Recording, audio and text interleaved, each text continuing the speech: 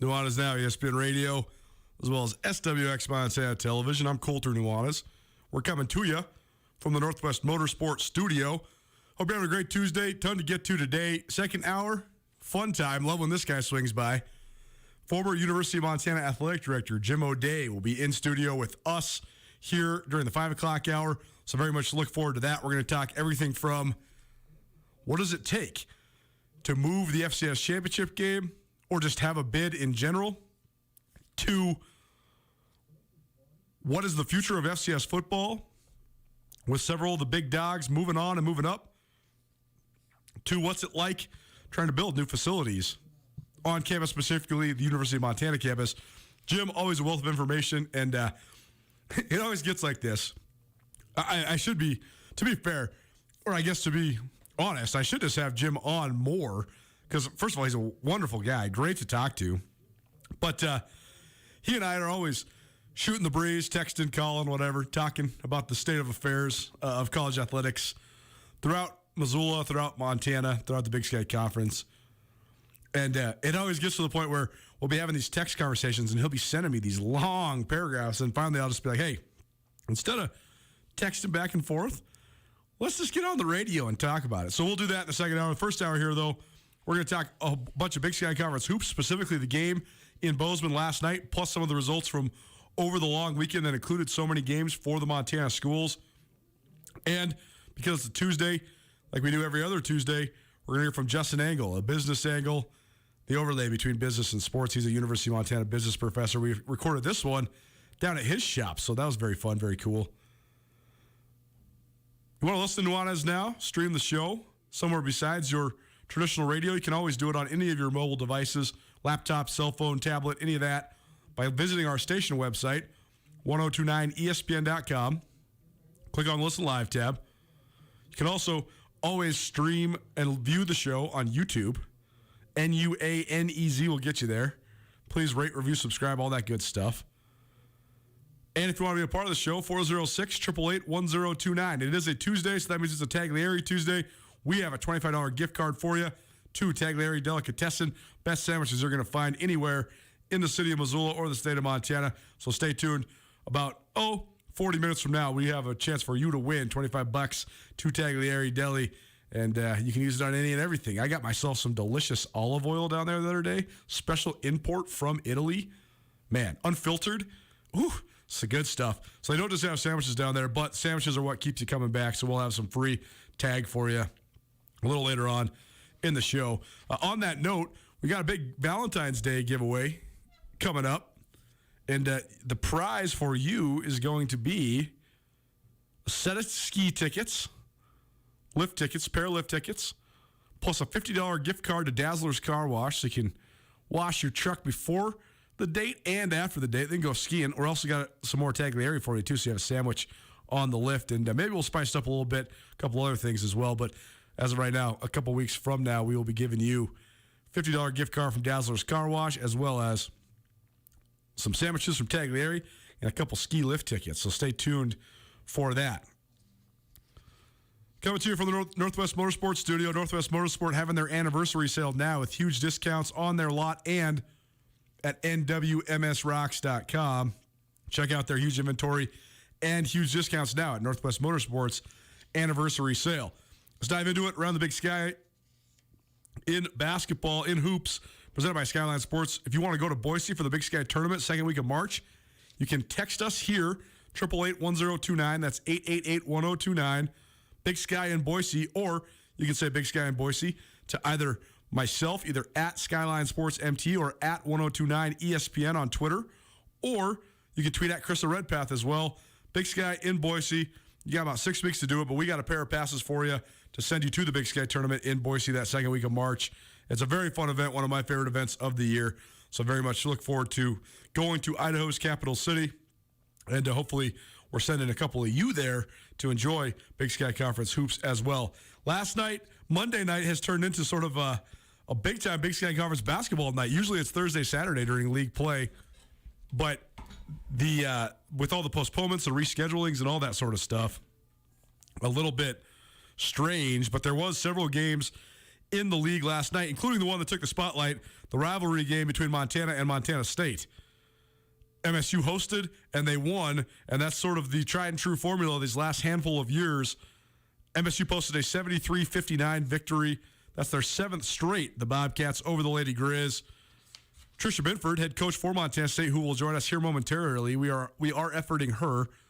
She has now led Montana State to 10 out of 11 wins over the rival Lady Grizz and 12 out of the last 14. So it's been all Montana State recently in a rivalry that was so thoroughly dominated by Montana for most of the first 40 years of the rivalry. So the tables have turned in the rivalry.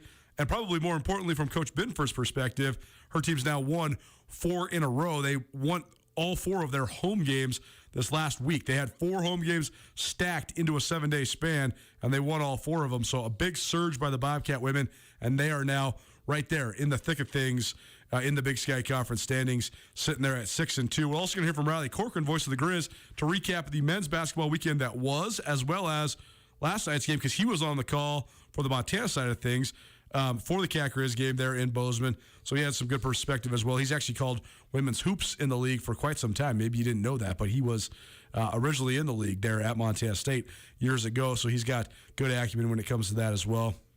And we're also going to talk to Justin Engel about some of the financial impacts of a game like that, getting moved from a Saturday to a Monday. What does that do to overall revenue? Certainly not a good thing, but it is what it is. Navigating it, having people in the stands better than it was. So we will see. We'll see how it all plays out once this thing settles in. But not ideal, but better than nothing to have the rivalry game move to a Monday. Better to have it in front of fans than not. So even though it is lost revenue compared to a Saturday, better than it was a year ago. Nuanez now, ESPN Radio, as well as SWX Montana Television. I'm Colter Nuanez. We are efforting Montana State head women's basketball coach, Tricia Binford, longest tenured coach in the league. Amazing to think the arc of her career, the fact that she took over at MSU at a 3-win season in 2003 and now has built this program up where they are gunning for their 4th Big Sky title in the last 6 years and trying to get that NCAA tournament berth once again. They had one sort of robbed from them. They've actually had 2 sort of robbed from them. One was fair in the scope of play because they lost on a half-court buzzer beater to the 8 seed in Reno back in 2015.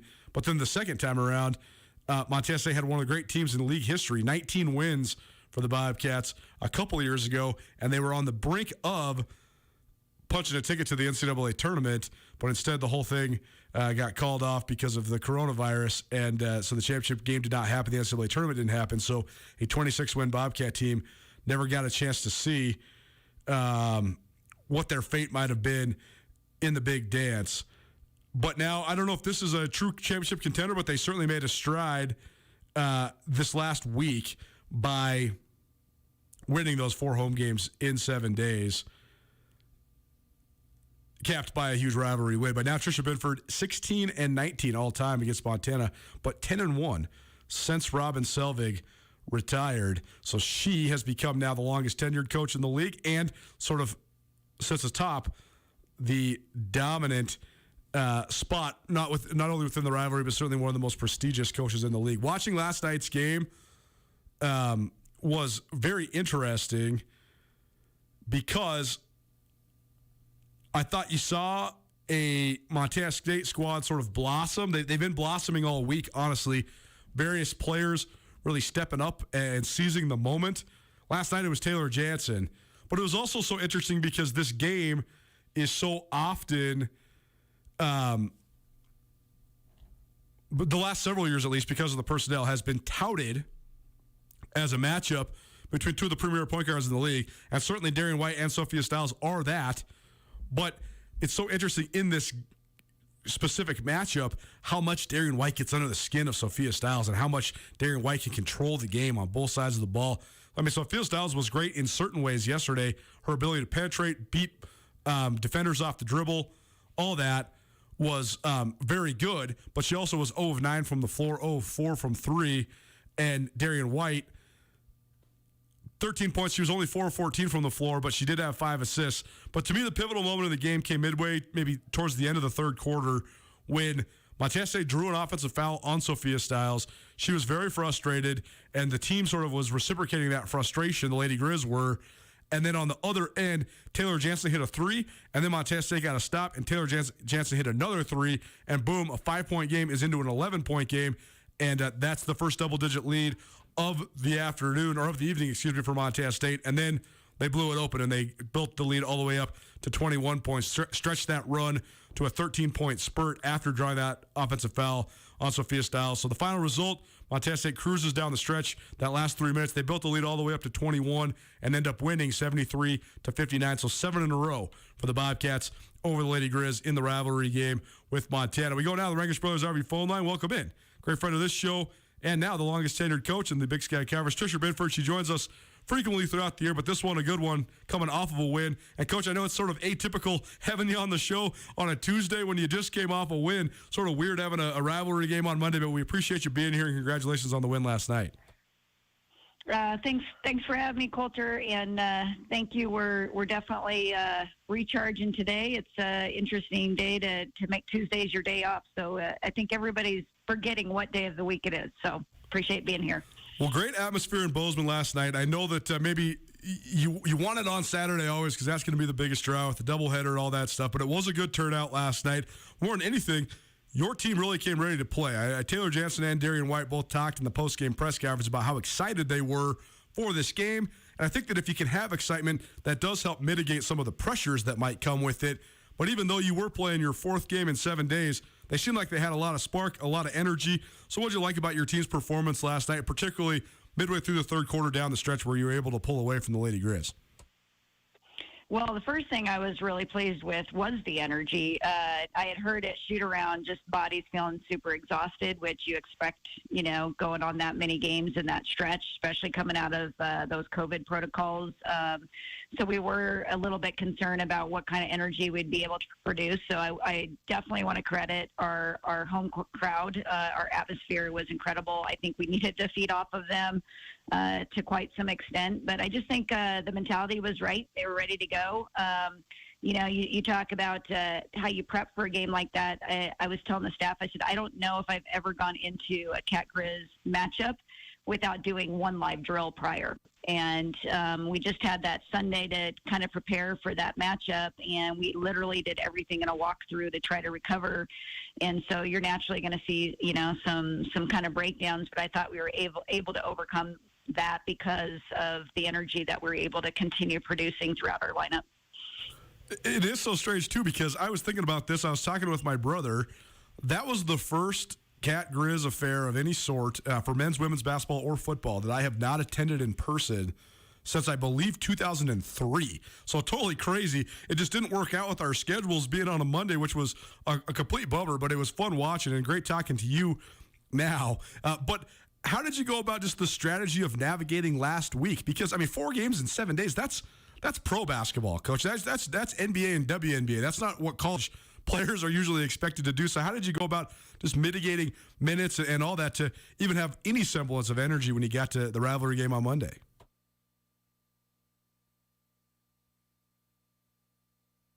Well, I think we might have lost Coach Binford. We're talking all the way through, though. The rivalry game last night in Bozeman. Montana State, 73-59 victory over Montana. 7 in a row for the Bobcats over the Lady Grizz, and now 10 out of 11 in the rivalry game. UM has not won in the Brick, not won in Bozeman since 2014. Sounds like we got Coach Binford back. And, Coach, I was sort of just asking, I don't know if you heard my whole question, but just about sort of how you mitigated the last week or so. 4 games in 7 days, that's what professionals are asked to do, not usually Big Sky Conference basketball players. So how were you able to do it? What sort of strategies did you use as a coach to sort of keep the minutes and keep the legs fresh? Well, I think you hit it right there, Coulter, when you said it was a lot similar to the professional. I actually joked with the coaching staff afterwards. I'm like, I think our kids are better off treating them as professionals, even though they're 18 to 22-year-olds, and it's hard to do so. But that's literally how we prepped and managed it. Literally, we came out of those protocols, and our first practice was the day before we thought we were playing Southern Utah, and then naturally we were going for each game. We were doing a 1-day prep. And I was really trying to cut those down to just an hour on the court. We had our film sessions, we had our scout walkthroughs. You try to get, some of the actions that you're going to see and really try to keep it as simple as possible just so they go out and compete hard and just keep fresh legs on the floor. And really, we're just trying to manage minutes of minutes that they were going to be rotating with their legs. And, I keep going back to having Maddie Jackson back in the lineup because I thought that was a big piece as we were coming out of those protocols, adding another guard into that lineup to keeping those fresh legs on the court for the guard play. And then I think our post play, our bench is just really starting to produce it on a high level. So those two factors, I think, were huge contributors to the success. Tricia Binford joining us. She's Montana State's head women's basketball coach. Her team, a 73-59 victory over the Lady Grizz of Montana last night in Bozeman. And, Coach, the lead up to this, maybe a little different, too, because there were so many games that preceded it. But we always talk about, at least in the last recent history of this rivalry, the point guard matchup in this game, because Darian White, definitely one of the Big Sky's best for you there at Montana State. Sophia Stiles, an in-state product who was a legendary high school career up in Malta and has been a standout for the Lady Grizz since she arrived on campus as well. But last night, Darian White was just impactful as she always is, but so dictating of the tempo of the game and just her ability to disrupt what Montana was doing. And I know it's a team effort. She's sort of the head of the snake, especially defensively, for what you guys do. But how important was that element of it, just Darian White being able to control the tempo of the game like she did and hold Sophia Stiles in check? Well, for sure. I mean, if you look at Sophia's stats this season, I mean, she has just been playing at such a high level, and that team has been playing so consistently well across the board, and all those pieces have made a huge difference.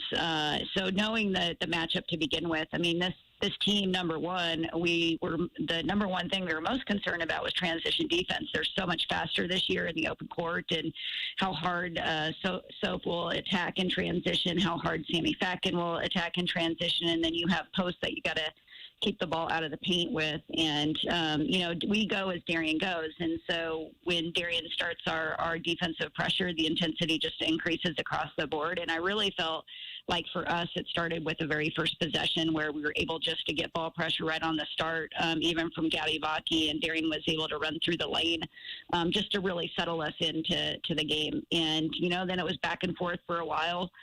We had a lot of other kids come in and contribute. I felt like offensively for Darian, it was a little bit of an off night and, contribute that to the Grizz doing a great job of keeping her out of the paint. And so a lot of kids had to have those pieces for us of hitting some outside shots until we got some things going on the inside. And, when your shots start falling early in the contest, that certainly helps a lot of factors. We've been shooting a little bit better out of this break. So maybe getting a lot of extra shots up during this downtime has really benefited us. But for us, I thought it was just really consistently rotating those kids to maintain the level we were trying to do throughout that course. Tricia Binford joining us here on Nuanez Now, ESPN Radio, as well as SWX Montana Television. And, Coach, we'll get you out of here on this. So atypical. Everything about this whole year and last year and all of it has been atypical at this point. But it's so interesting to have a rivalry game cap the stretch your team just went through, and the fact that you just won 4 in a row all at home.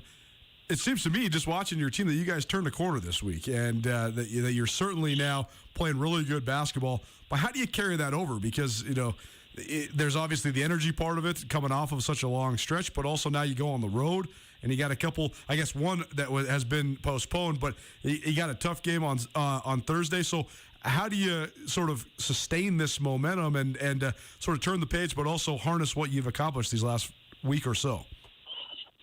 Well, there's the good news about Coach's culture is we're always going to show our kids many things that they can continue improving upon. So we can find many things for growth. And I think our big test is, can we perform away from the field house this week? I mean, that's the bottom line. We had a really strong week for us coming out of the break. We know that there's a lot more for us to produce and grow in, but we feel like we have gotten our identity back about us on the defensive end, and that has to be carried, where it's going to be a lot tougher when you're on the road. You're in a different bed. You've got all those environments have changed, and we're going to have to grow up quickly mistakes. We haven't. We definitely have not had that success on the road in the preseason here, and now it's going to come down to those things if we want to be a contender. So it starts for us on Thursday. You can't have an emotional drop, which is really challenged to do after your in-state rivalry games. So definitely going to be paying attention to that and really try to get after them. But I think the other last piece I will say is we got to continue to be intentional coming out for those third quarters. That's been a huge key for us as of late. Tricia Binford, Montana State women's basketball coach here on Nuanez Now. Coach, thanks so much for being with us, and we'll catch up with you soon. Sounds great. Appreciate it, Culture. Montana State 73, Montana 59. The Bobcats continue to dominate the Lady Grizz, and 10 years ago you would have never expected that to be true, but that's why sports and history and the evolution of life unpredictable, which what makes it so great. I mean, Robin Selvig won 77 of his first 101 games against Montana State. Unbelievable success for Coach Selvig. And if you peel back the pages by decade, even more dominant the further you got towards the 1970s, 80s, and 90s when the Lady Grizz were not only dominant on a Big Sky Conference and regional level, but on a national level, a top 20 program for much of that time in the late 80s and early 90s. But Coach Binford has certainly helped turn the tide. She is now 16-19 in her career against the Lady Grizz, but has won 10 of 11 and 12 out of 14. So some recent domination. Nuanez Now, ESPN Radio, as well as SWX Montana Television. How about a guy who hasn't called a women's basketball game in a while?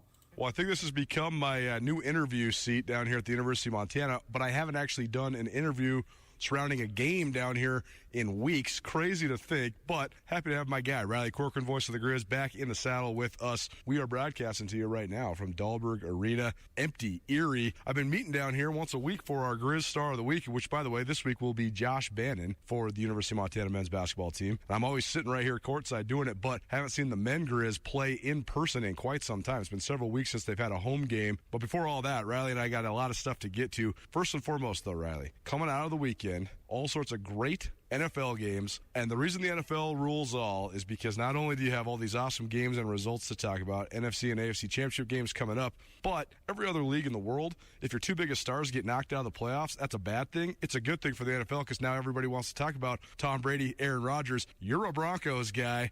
What say you? Is A-Rod coming to Denver? I have been talking myself into this for months, right? Months. Riley's been on this since summer.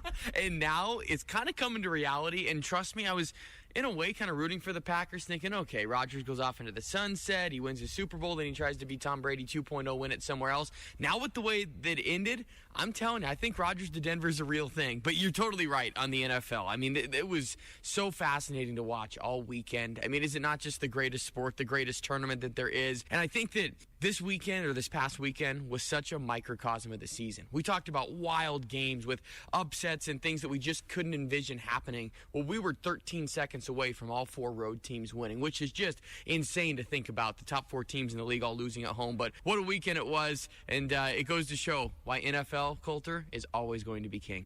One last point on this, because I didn't get to make it yesterday with Coach Marty Morningweg in studio. You're right. Almost all four home teams lost. But I do think that there's a real dynamic where throughout most of the history of the NFL, most of the powerhouse teams have been from cold weather climates. There's obviously been the San Francisco 49ers and the Dallas Cowboys that have sort of been exceptions to that rule. But I do think, though, that home field is quite dissipated when it's not in Lambeau. Instead, it's in Tennessee or Tampa Bay because you don't have those factors that just deter everybody. I actually think that one of the biggest advantages that the Bucs had last year on their Super Bowl run was that Tom Brady's a cold weather quarterback, and they never played a home game. They played on the road in cold weather the whole time. So I think it's an interesting dynamic because, like you said, look at the Final Four here. There's no one seeds. Both one seeds went one and done. But it's a microcosm of what has been an insane NFL season. Pretty crazy to think about. It really is. And that's a good point, too. I mean, it's kind of like that inverted reverse psychology type deal with the cold weather climates. I mean, I'll admit I was completely fooled. I thought we were headed for a Packers-Bills Super Bowl. Totally. Well, they're both out, and now we're looking at who's the actual favorite. I think everyone's going to ride on the Chiefs, but watch out. I mean, they couldn't have played any better, right? I mean, it'll still be fun, the Final Four, and they should deservedly be the favorite. But at this point, nothing would surprise me. Nuanez Now, ESPN Radio, as well as SWX Montana Television. Riley will be joining us at least once, maybe twice a week now.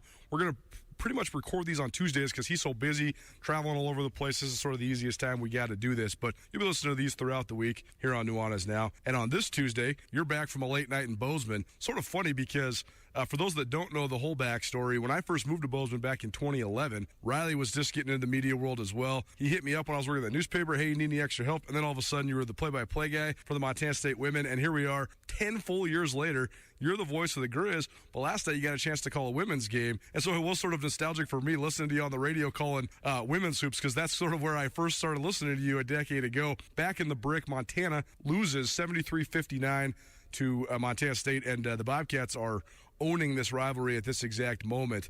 But what'd you think just of the atmosphere last night at the brick, and was it sort of weird for you being back on the call for a women's basketball game? It really was. I mean, it's kind of life coming full circle, and I think that especially for me and you with kind of how we've covered the state, that it's always fun, and we appreciate this rivalry so much more. I always appreciate Coach Binford. I mean, her and I go way back and still shared a hug and a handshake before the game and said good luck, and my goodness, you're right. When it comes to what has happened the last 4 years in this rivalry, winning 10 out of 11, I think if you'd have told Robin Selvig that in 2014, that, yeah, the Cats will win 10 out of 11 sometime in the next decade, I don't think anybody would have thought that. But they certainly do, and I think last night truly proved, Coulter, that this is more mental now. It truly is, because the Lady Grizz team that showed up on the floor the first 16 games of the year was nowhere to be found. I obviously was sitting right next to Brian Holsinger, and I'll admit, I mean, puzzled would probably be the number one word to describe a lot of it, of him saying comments of, man, this isn't the team I've seen all year. I didn't realize how mental it really is at this point. And it was unfortunate to see from the Lady Grizz side of things,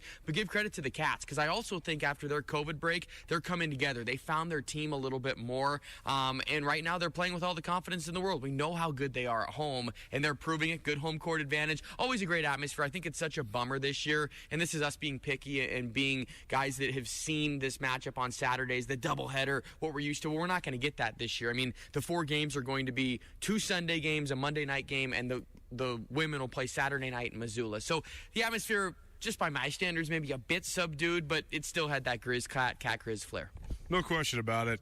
Montana State now won 10 out of the last 11 in the rivalry, and you're right, it is sort of a mental thing for the Lady Grizz, but I do think that that's the thing about hoops that's different than maybe comparing to football. It's not this Super Bowl or the end of the season like it is in football. You still have a whole bunch of games left, so you can't let this one eat away at you, but you're totally right about the Montana State women. We've been sort of searching for analysis points throughout the year. This was the first major one I've found for the Montana schools. That last week for Montana State was a huge week. They won 4 home games in 7 days, and they really turned the page because they were, quite honestly, struggling and pretty tough to watch before the flip into the new year, but a 16-day break then into 4 wins in 1 week. Pretty darn good for MSU, and then they get into Thursday off now because of their trip to Idaho getting canceled because of COVID protocols in the Idaho program. Riley Corcoran, voice of the Grizz, joining us here on Nuanez now, ESPN Radio. Let's talk about the weekend that was. You were on the road to watch Montana with a road sweep.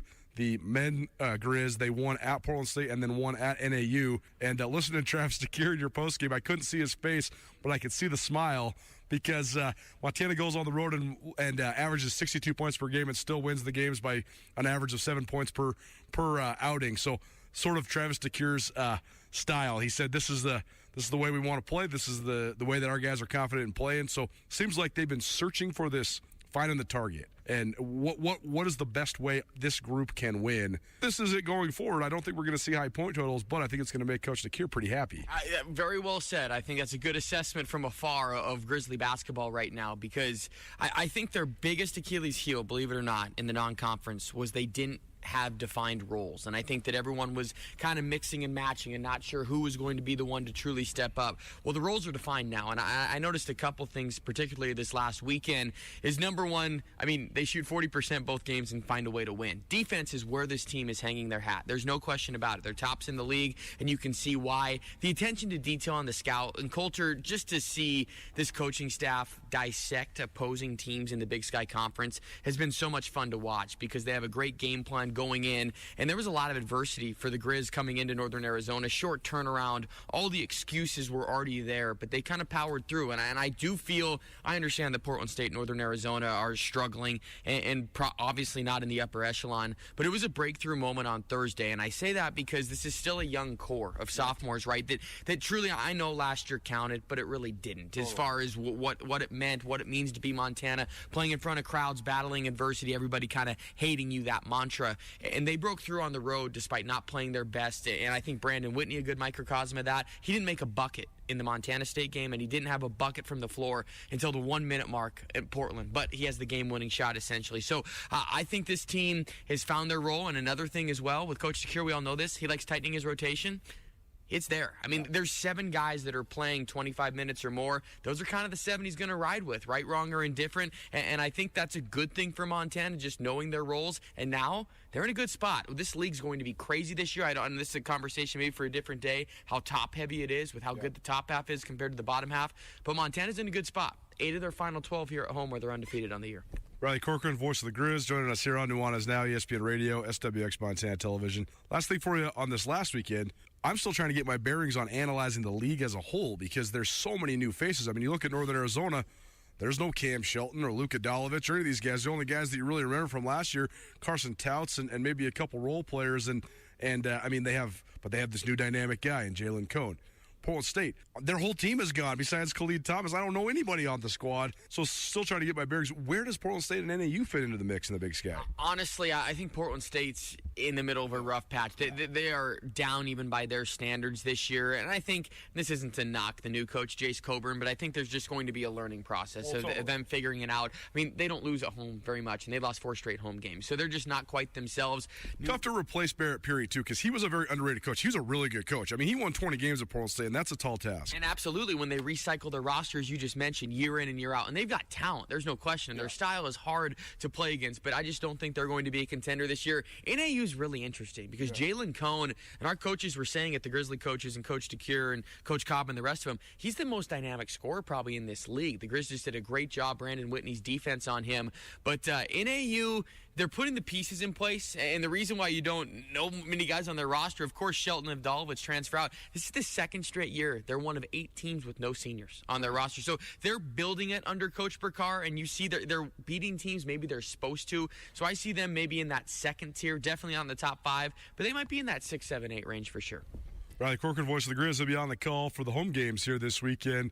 Montana hosts Idaho on Thursday and Eastern Washington on Saturday afternoon here, or I guess Saturday evening here at Dahlberg Arena. Got anything good coming up? I know you got your Inside the Den pod. What's going on in your world? You know, I mean, finally getting home. 6 days, 3 cities, 6 days type deal on the road was certainly interesting for me. Podcast coming up, a big signing day special with Coach Alk. Be on the lookout for that. And also kind of a sidebar, meet the team softball dinner. It's one of the more fun events I do each year, and it'll be this Friday. So it'll be fun. Obviously incorporating with all the other sports, but hey, we're in the basketball grind, as you know. It's kind of that countdown on the clock we all have to Boise. It's pretty much all basketball for the next 6 weeks. He's voice of the Grizz. Riley Corcoran joins us here once a week here on Nuanez. Now, maybe twice a week. We're probably going to hear from him tomorrow as well. We will be right back after this. Keep it right here, ESPN Radio. Paul Ryan is a name that's been synonymous with law around the Garden City for decades. And Paul is excited to announce the expansion of his firm to Ryan, Holloway, and Miller. Paul Ryan, Nate Holloway, and Angie Miller have a fierce love for their community, and they want to help you with any of your legal needs. From auto accidents to medical malpractice to wrongful death or any criminal defense, Ryan, Holloway, and Miller should be your first call. When it comes to personal injury or criminal defense, call Ryan, Holloway, and Miller today. Ryan, Holloway, and Miller, your Montana attorneys. Coral here from The Stone. There's nothing like a pre-ski at The Stone. Warm up by the fire with a hot toddy or check out our happy hour daily from 3 to 6 p.m., 7 days a week. $2.50 Wells, $4 house wines, and specialty tap beers for $3. Or come in for lunch, dinner, and try our Alaskan halibut, our classic shepherd's pie. Delicious food and drinks are waiting for you at The Stone, just a stone's throw away on North Reserve. Visit thestoneofaccord.com for info on specials. See you at The Stone. Hi there, it's Les Schwab Tires, introducing the new Backcountry AT2 for a quieter ride with improved performance in wet conditions. Because when it comes to keeping your family safe on the road this winter, the right tires help you feel prepared for anything. Mom? Mom? Hey, Mom. Well, almost anything. Plus, save up to $130 when you buy Quatrack tires with financing. Les Schwab Tires. Limited time offer. Terms and conditions apply. See leschwab.com/sale for details. The world of real estate is always evolving. That's more true now than ever. If you are a longtime Missoulian that is looking to upgrade or downsize, it might be the best time yet to sell. If you're in the position to buy something new, today might be the best time to buy. And no matter what questions you have when it comes to residential or commercial real estate, Mike Nugent and the professionals at Berkshire Hathaway in Missoula have your answers. To find out what Mike can do for you, give him a call today, 531-1802. And remember, every question is good to ask. Montana brings a variety of reasons to get outdoors. Gear up at Bob Ward's Sports and Outdoors, Montana's largest sporting goods retailer. For over 105 years, Bob Ward's has been committed to providing outstanding customer service, merchandise selection, and value. Bob Ward's has every brand and everything you need to run, climb, hunt, hike, camp, fish, ski, paddle, everything you do outdoors. Open 7 days a week in Missoula, Bozeman, Butte, Helena, and Hamilton. Or online 24/7 at bobwards.com. Gear up at Bob Ward's, a Montana tradition of adventure since 1917. Backcountry hunters and anglers. You may have heard of us, but what are we about? BHA is the voice for your wild public lands, waters, and wildlife. From national level policy work to boots on the ground projects like public land cleanups, we work across North America to uphold the legacy of our public lands and waters, as well as your opportunity to hunt, fish, and recreate on them. Stand up for public lands and waters and become a BHA member today. Visit backcountryhunters.org.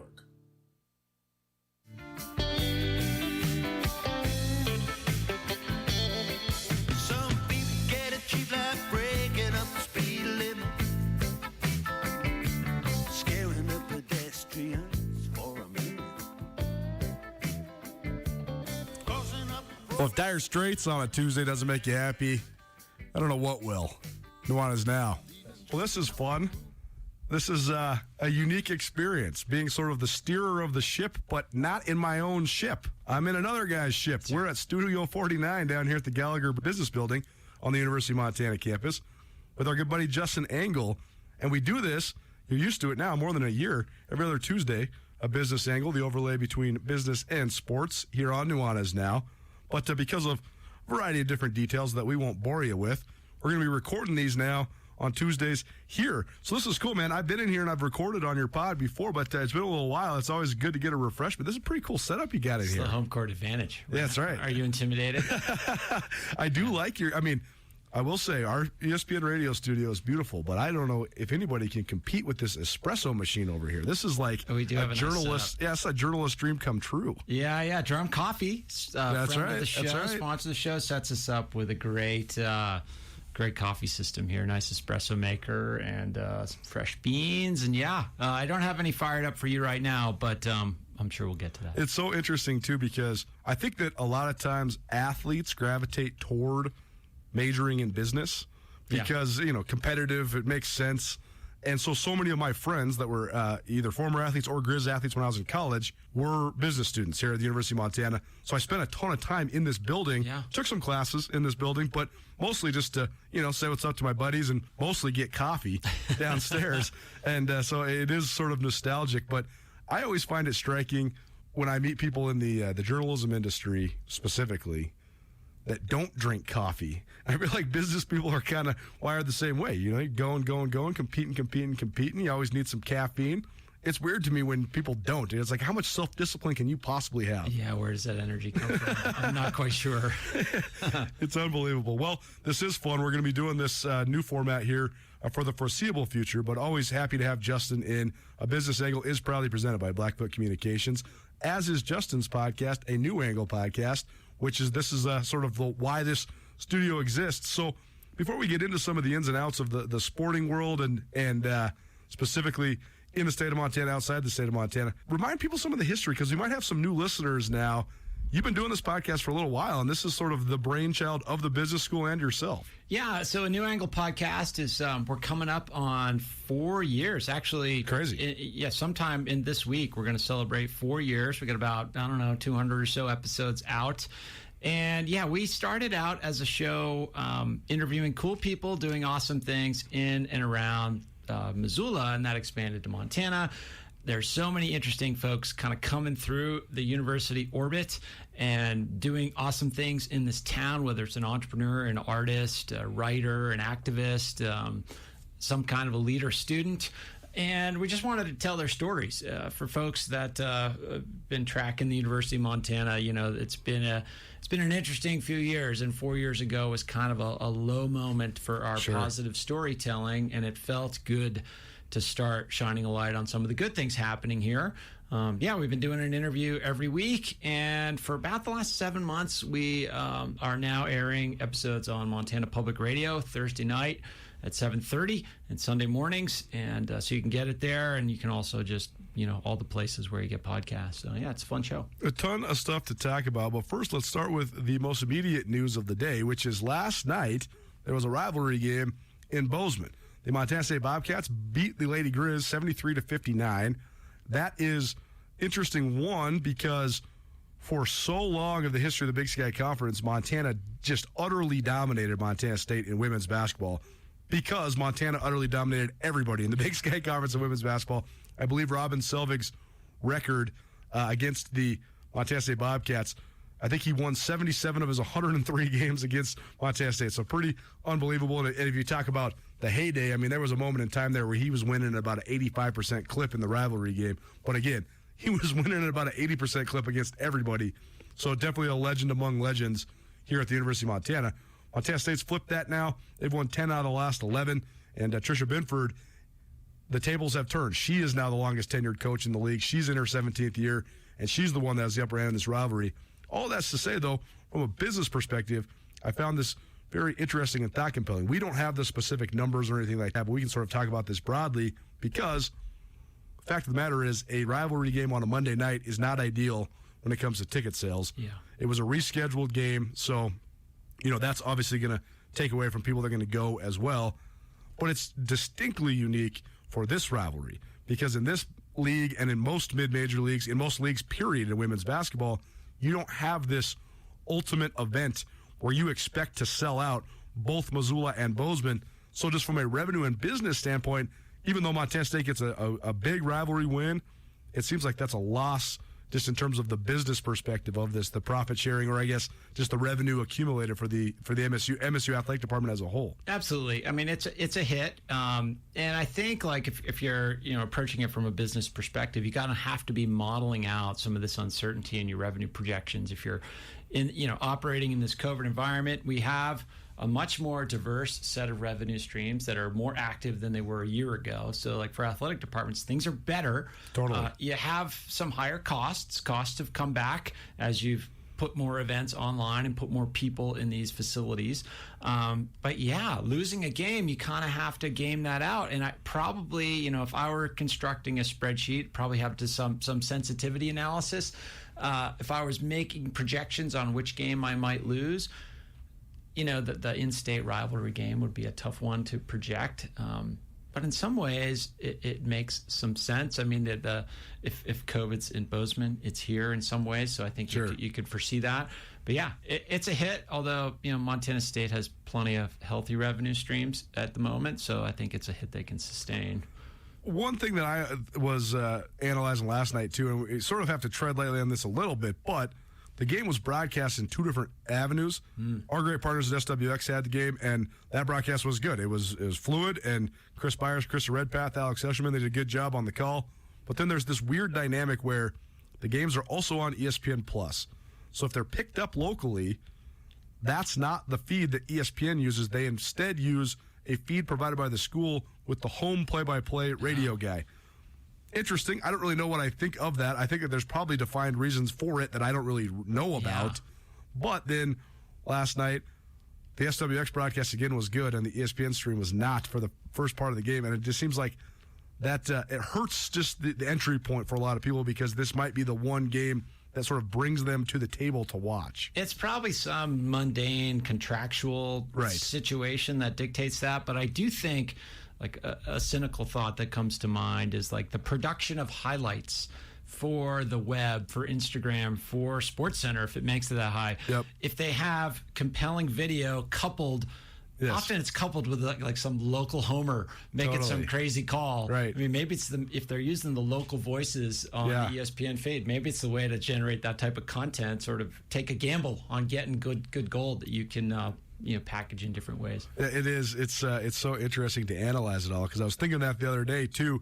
Not to go fully down this rabbit hole, but one of my photographers, as well as Andrew Houghton from Skyline Sports, as well as ESPN Missoula, they're both shooting some video during the game. Okay, it's kind of new age media. It's kind of what we want.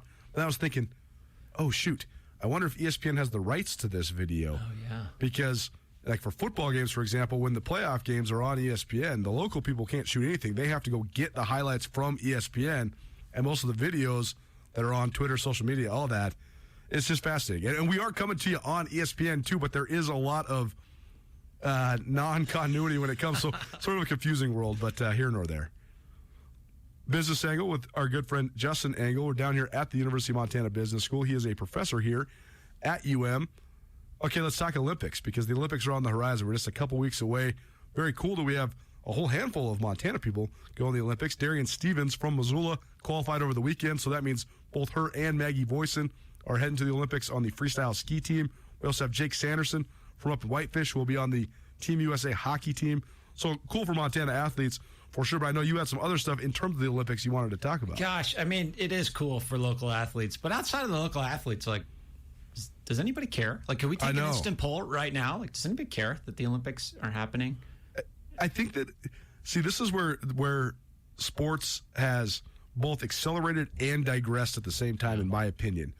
When you have a defined result that can equal one team winning and one team losing, and then all the conversation that comes from that, you get all the tribal elements of sports that make them great and sort of unsavory at the exact same time. You also add in things like gambling and point spreads and all that stuff. There's a reason why sports has become so obsessive in America, whereas I think if you appreciate performance, you can sit there and watch the women's aerials all day and be very entertained, but you have no idea the nuance of what's better than what. You don't know the athletes. You don't have a rooting interest. I guess the thing that used to always galvanize specific Olympic viewers was America. We're going for America. Yeah, I don't even know if that's a dynamic anymore either, though. It is sort of interesting that we have the Olympics on the horizon, and what are the storylines? I haven't heard any primary storylines besides the potential boycotting of the Olympics. Yeah, I mean, the patriotism piece, you'd like to think that the Olympics is something that, could unite folks in a time of particular polarization. Beyond that, though, I just heard this morning, like NBC issued a release sort of downgrading their ratings forecasts, as they're expecting poorer ratings than they initially expected, and then maybe that's a way to hedge their bets with advertisers, etc. Get out ahead of bad news before it happens. You see that often with companies. But I think too, like, we're living through this pandemic, and we're also in this political environment. Like, China is considered an adversary in many ways. No question. Economically, we're so intertwined that yes, we can be an adversary, but there is this kind of like, it's not quite the sort of Cold War standoff that we had with nuclear arms, but we're so intertwined economically that some of the similar sort of game theoretical dynamics exist. And then on top of that, like, we've got this, and I'm going to tread into this carefully, but it seems to be there are only, you can criticize China about certain things, right? Sure. We criticize their form of government, their government censorship, their harsh labor conditions, so forth. But when it comes to like suggesting any responsibility for COVID, for example, right? That's you do that, and you're labeled, cancelable. Sure. In many ways, Totally. and I think, the public attitude towards China right now, across the country, is not strong, and you can attribute that to many things.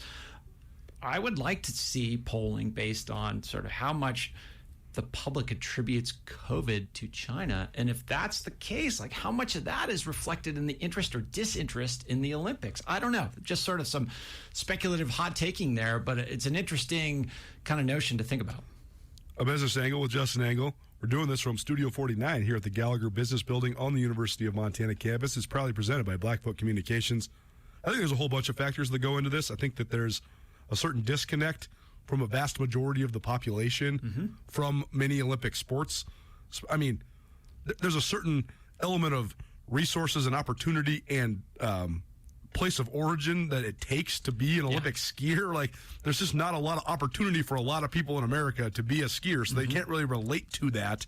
While they might think it's cool to watch, sort of hard to put yourself in those shoes. I think so much of why we love football, for example, so many, especially males, have played football, and so they know how much better the guys in the NFL are than they ever hoped to be. So there's a relatability there. I also think, though, that so much of a competition like the Olympics, it used to be that you would have to watch TV to watch it play out. Yeah. That was part of it. Now, you can see the gold medal winning aerial jump or the gold medal winning slalom run or the gold medal winning figure skate routine in 90 seconds on Twitter on your phone. Yeah. And it also can happen in real time, so why would you ever tune into TV? I find myself, I used to love the Olympics. I still do. I still love the Summer Olympics particularly, just because I'm obsessed with track and field. I just think it's such a pure sport. But when it comes to the Winter Olympics, I don't know what the hook could be for captive viewing unless you have like a connection. Like, I'm certainly going to make sure to tune in when Maggie Voisin or Darian Stevens skis, because I know them. They've been on this show before. So there's a personal connection. But, you know, I'm just a guy sitting in Missoula, Montana. What's the personal connection to anybody, you know, sitting in Chicago or L.A. or New Orleans or wherever in the country to make them captively watch this stuff? I don't know. Yeah, the fragmentation of the content, the sort of revelation that the actual highlights come down to such a number of minutes. Right. And that can be sort of, you know, titrated through social media, however you want to describe it. You know, it prevents, and for a long time, the Olympics were like, the events were this like substrate to deliver interesting personal interest stories and advertising, right? And you don't really, you know, because you all of this sort of fragmentation, you don't create the connection with the athletes. I think that's particularly strong in winter sports because the athletes just have all these more clothes on, except for the figure skaters, obviously. But yeah, I think the connection with the athletes is not the same. You're not as interested in the personal interest story because you sort of already know the plot at that point, and there's much less uncertainty in the system. A Business Angle with Justin Angle. Take a break. Be right back after this. Here's what we're going to do. We're going to play the second half of that on Thursday's show because we're kind of up against it, but take a break. We're going to hear from one of our students of the week most recently, Forrest Swaro. He's an outstanding football player out of Helena High. He's headed to Carroll College. He'll join us next here on Nuanez Now. Keep it right here, ESPN Radio. Introducing Sportsbet Montana, powered by the Montana Lottery. Join in the excitement of Sportsbet Montana by betting on your favorite sports and teams, both collegiate and professional, including NFL, NBA, MLB, MMA, NASCAR, and more. There are multiple ways to bet, including in-game, which gets you in on the action live as the game unfolds, and parlay betting, where you have the chance to win big. Sportsbet Montana is secure and interactive. Learn more at sportsbetmontana.com. Hey, it's Colter Nuanez from Nuanez Now here with Brent Wahlberg of the Wahlberg team at Windermere Real Estate. It's a complicated real estate market right now. What do you think is the biggest challenge? This is a real tough market for buyers because what we have right now is an unprecedented lack of available options, low supply. You have to be extra competitive. You've got to make your first offer your strongest offer. Experts like myself in this market can really help people do that. Call Brent Wahlberg and the Wahlberg team at 529-4663 today. Grizz hockey is back this Friday against University of Providence. This will be the final home game of the year, and the team will need your support as they make their final push for playoffs. Help send off the Grizz with one final party at the Glacier Ice Rink and let the visiting team know that Montana has the best fans in college hockey. Tickets on sale now at Hockey Wolf on Brook Street, or you can get them at the gate day of game. Free shuttle for students picking up at Miller Hall. Beer and seltzer sold at the game. The last Grizz hockey game of the season this Friday at 7:30 p.m. Part of the glory of building a business comes from leaving a legacy to ensure your business continues thriving into the future. Have you asked yourself lately, what is your plan? Forming a personalized business succession plan is essential to know the passion you put into your business will carry on. Nick Tabor at Westpac Wealth is here to help you navigate all your business succession and retirement planning needs. Give Nick a call at 728-6699 and keep the spirit of possibility vibrant while making your future more tax efficient with a personalized business succession and retirement plan for you. Krista Redpath played in 4 NCAA tournaments during her time as a standout for the University of Montana Lady Grizz. And for close to the last 10 years, Krista has been working as a rising star, as a color commentator and women's basketball analyst, focusing on Big Sky Conference and women's college basketball. Each Thursday at 4 o'clock, Krista joins me, Colter Nuanez, on Nuanez Now for Around the Big Sky in women's hoops. But I want to back up just for a minute and just say how much I really like this Montana roster. And how exciting it is when I look at every single position. You get fired up, Colter. Yep. Because from the guard play of Sophia Stiles and Sammy Fatkin, who are leading the way, to Heward, who is a freshman coming in, mixing in with the starting lineup, to Carmen G. Feller and Abby Anderson underneath. It's very exciting when you look at the potential, and they're also deep. Tune in to Nuanez Now every Thursday during the 4 o'clock hour for Around the Big Sky and Women's Hoops with Krista Redpath. Around the Big Sky and Women's Hoops is proudly presented by the Missoula Downtown Association. Nuanez Now on ESPN Radio.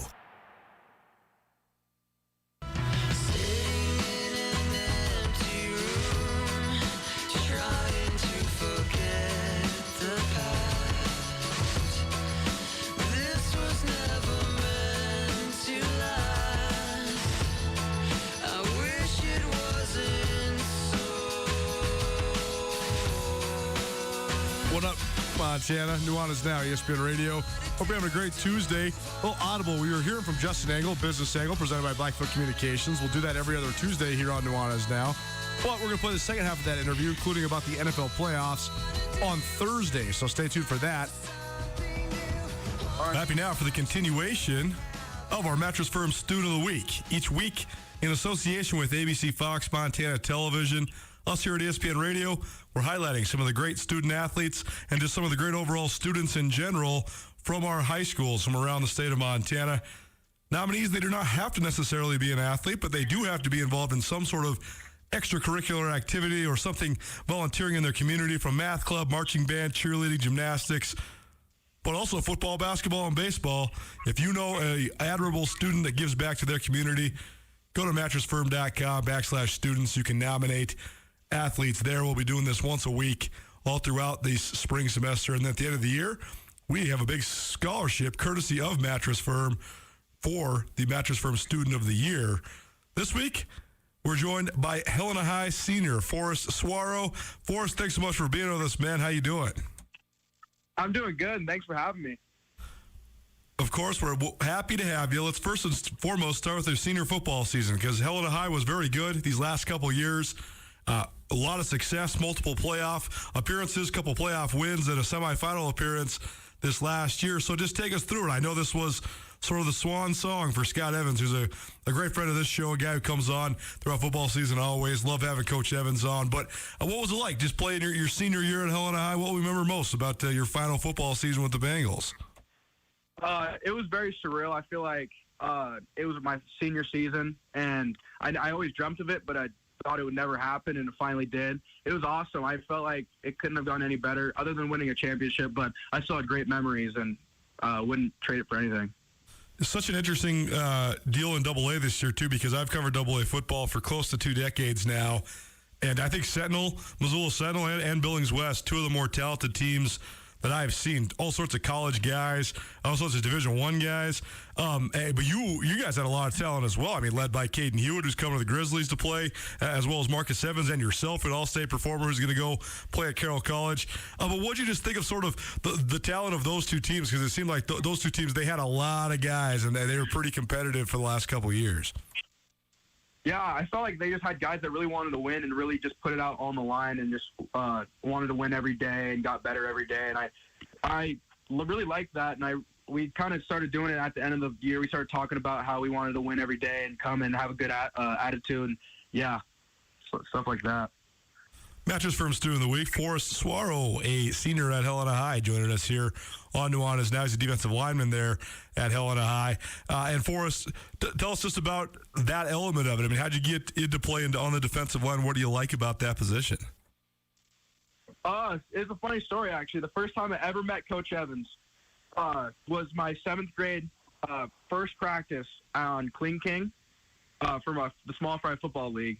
And my brother was a freshman or a sophomore, and he played D-line for Helena High. First time I ever met Coach Evans, he's like, yep, you're moving the D-line from linebacker. So I've been playing D-line ever since 7th grade. Well, I know Scott Evans loves his D-lineman as well. So what was that part of it, the experience like? Because Coach Evans is such a great guy. I love talking to him here on this show. And I know you're really good friends with his son as well, so you probably know him on a personal level and as your coach. So just going through his last go-round, his last season as the head coach at Helena High, what was that like for you? It was awesome. At least him coaching me and him being my head coach for 4 years, it was really surreal and really nice to have him there just because I've been with him since 7th grade, and I'm always at his house, and he's always feeding me. So he's like a father figure also. So it's really nice to be with him the last 4 years he was there. No question about it. And you are going to have a chance to play football after this, which is an awesome deal for you as well. You're going to go play for Carroll College, the hometown squad there in Helena. What'd you like about the program? I mean, Carroll's a great school. I actually almost went there and played football myself, but it'll be a great experience for you from an academic standpoint. But what else did you like? I mean, what drew you to want to stay home in the capital city? I felt like the home atmosphere they have, I really like it just because like staying at home, I really like home, and especially them talking to me, really like showing me everything they had to offer. I really liked everything they had. Forrest Swaro joining us. He is one of our latest Mattress Firm Student of the Week. He actually won this 2 weeks ago, but just doing a little catch-up here on Nuanez now. And tell us about outside of football. What other sort of things are you into? I know you're involved in the community, and I know that you've done some volunteer work as well, helping build beds for a certain cause. So just tell people a little bit more about the details behind that. Yeah, so Coach Evans always made sure we knew that community service and like helping out the community was a big part of sports in general. So he'd always have us doing stuff like we did the NAMI walk, and we did all this other sorts of stuff. And then so we went and built beds and like helped everything out over there for like teen pregnancies and stuff like that. And it was really a cool experience. Well, very good. What sort of things do you get out of that? I mean, just from a personal level, what does that teach you, just being able to give back to your community? I feel like helping the community out is such a big part of being in Helena, too. And it just shows if we help them out, they'll help us be there on Friday nights or Saturday mornings now. They'll come and support and be at every game. We got to love it. We appreciate you being here for us. Thanks so much for taking the time out of your day. He's Forrest Swaro. He is our Mattress Firm Student of the Week from last week, our 16th out of 17 Mattress Firm Student of the Week so far. We'll be nominating and honoring students each and every week all the way through the rest of the spring semester, and then at the end of the year we will select our Mattress Firm Student of the Year. If you want to nominate an admirable student, head on over to mattressfirmmt.com/students and get that all entered in. Forrest, best of luck with everything the rest of your senior year here. Congratulations on committing to Carroll College. Very cool for you, and thanks so much for spending some time with us here on ESPN Radio. Thanks for having me. I really appreciate it. mattressfirmmt.com/students. That's where you can nominate all the great students from across the state of Montana for our Mattress Firm Student of the Week and our Mattress Firm Student of the Year. Hour one of the books, hour two coming at you. Special guest for you, Jim O'Day, longtime athletic director of the University of Montana, guy that knows ins and outs of college athletics better than anybody I know. He'll join us next to talk all the way around the world of college sports. Keep it right here, ESPN Radio. Paul Ryan is a name that's been synonymous with law around the Garden City for decades. And Paul is excited to announce the expansion of his firm to Ryan, Holloway, and Miller. Paul Ryan, Nate Holloway, and Angie Miller have a fierce love for their community, and they want to help you with any of your legal needs. From auto accidents to medical malpractice to wrongful death or any criminal defense, Ryan, Holloway, and Miller should be your first call. When it comes to personal injury or criminal defense, call Ryan, Holloway, and Miller today. Ryan, Holloway, and Miller, your Montana attorneys. The rush of ripping a new pack of trading cards is hard to match. If you want to recapture the nostalgia of your youth, invest money in a worthwhile hobby, or find a healthy activity for your kids, come check out Zootown Sports Cards. Open from noon until 6, Tuesday through Friday, and on Saturday from 10 to 6, Missoula's premier sports trading card shop carries all the products you need to start or bolster your collection. Located at 102 South Avenue East, across from Doran Blazer Field, Zootown Sports Cards, where the rush of the rip is real. Missoula's premier sports trading card shop. Where can you find first-hand football analysis from a man who's shared locker rooms with NFL Hall of Famers? How about every Monday on Nuanez Now? Former Montana quarterback Marty Mornhinweg has spent over 2 decades as a coach in the NFL, competing with and against some of the greatest players the game has ever seen. Now Coach Marty shares his wisdom and stories with you on the Monday Afternoon Quarterback, every week in the second hour of Monday's Nuanez Now, 5 p.m. only on ESPN 102.9 Missoula. Brought to you by Alpine Touch and Brett's RV and Marine. I'll give you a little story. We're out in pregame, right before a preseason game. And of course, we have a bunch of rookies playing in their first preseason game. And in many cases, this is what these young men live for, is to play in an NFL game. And they're getting to do it. And Jerry Rice ran by a group of young rookie receivers and said, no reason to be scared. You're all prepared. Turn it loose. And you could see their faces. They just went, I got you. Let's rock and roll. That's what Jerry Rice does for a team. COVID-19 has changed how we live and how we feel. But now there are vaccines, and they are the first step that lets us get back to the things we miss most, like spreading the word without spreading concern, girls tripping instead of solo sipping, and talking smack with the side of mac and cheese. It's okay to have questions about COVID-19 vaccines. Now, get the facts. Visit getvaccineanswers.org so you can make an informed decision when COVID-19 vaccines are available to you. Brought to you by the Ad Council. You're not too cool for me. And in return, I reciprocate that sentiment. I'll never be too cool for you. I was a man with a plan, but now I'm a dad with a decree, and you can't take that from me. Please let it be noted that I told my job they can dock my pay. Right now, it's just too important to take you to school every day. I want to be legendary for you. I want you to puff out your chest when you go to school, the same way I do. I walk taller because of you, because I found everything to live for. That's dedication. Visit fatherhood.gov to hear more. Brought to you by the U.S. Department of Health and Human Services and the Ad Council. ESPN Radio for Western Montana, KKVU HD3 Stevensville, and 102.9 FM on K275BS Missoula.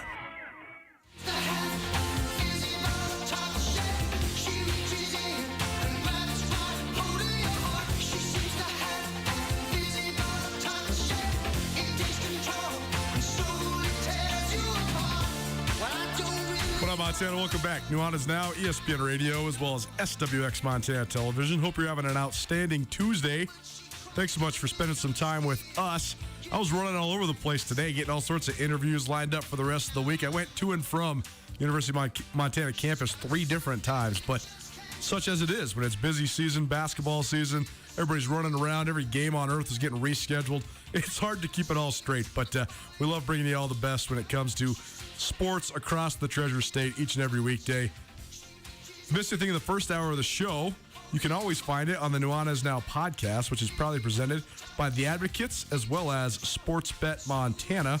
We talked about Big Sky Conference hoops in segment number 1, including Montana State's 73-59 victory over the Lady Grizz last night. 7 in a row for the Bobcats in the rivalry game.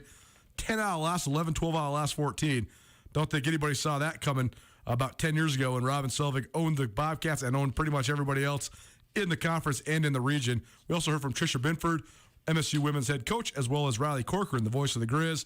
And our good friend Justin Engel swung by to talk Olympics and branding. And we're going to talk some NFL playoffs when it comes to the business angle later on this week. Split that segment up into 2 this week because it was a compelling conversation. And then we also heard from our Mattress Firm Student of the Week, Forrest Suaro. He's a senior at Helena High, an outstanding football player who's going to Carroll College. All that on the Nuanez Now podcast. We are broadcasting to you live from the Northwest Motorsport studio.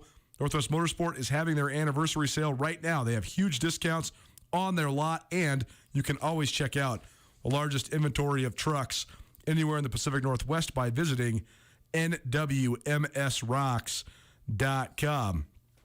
Very special guest today. It's fun how this always works out. Jim O'Day joins me, longtime athletic director of the University of Montana.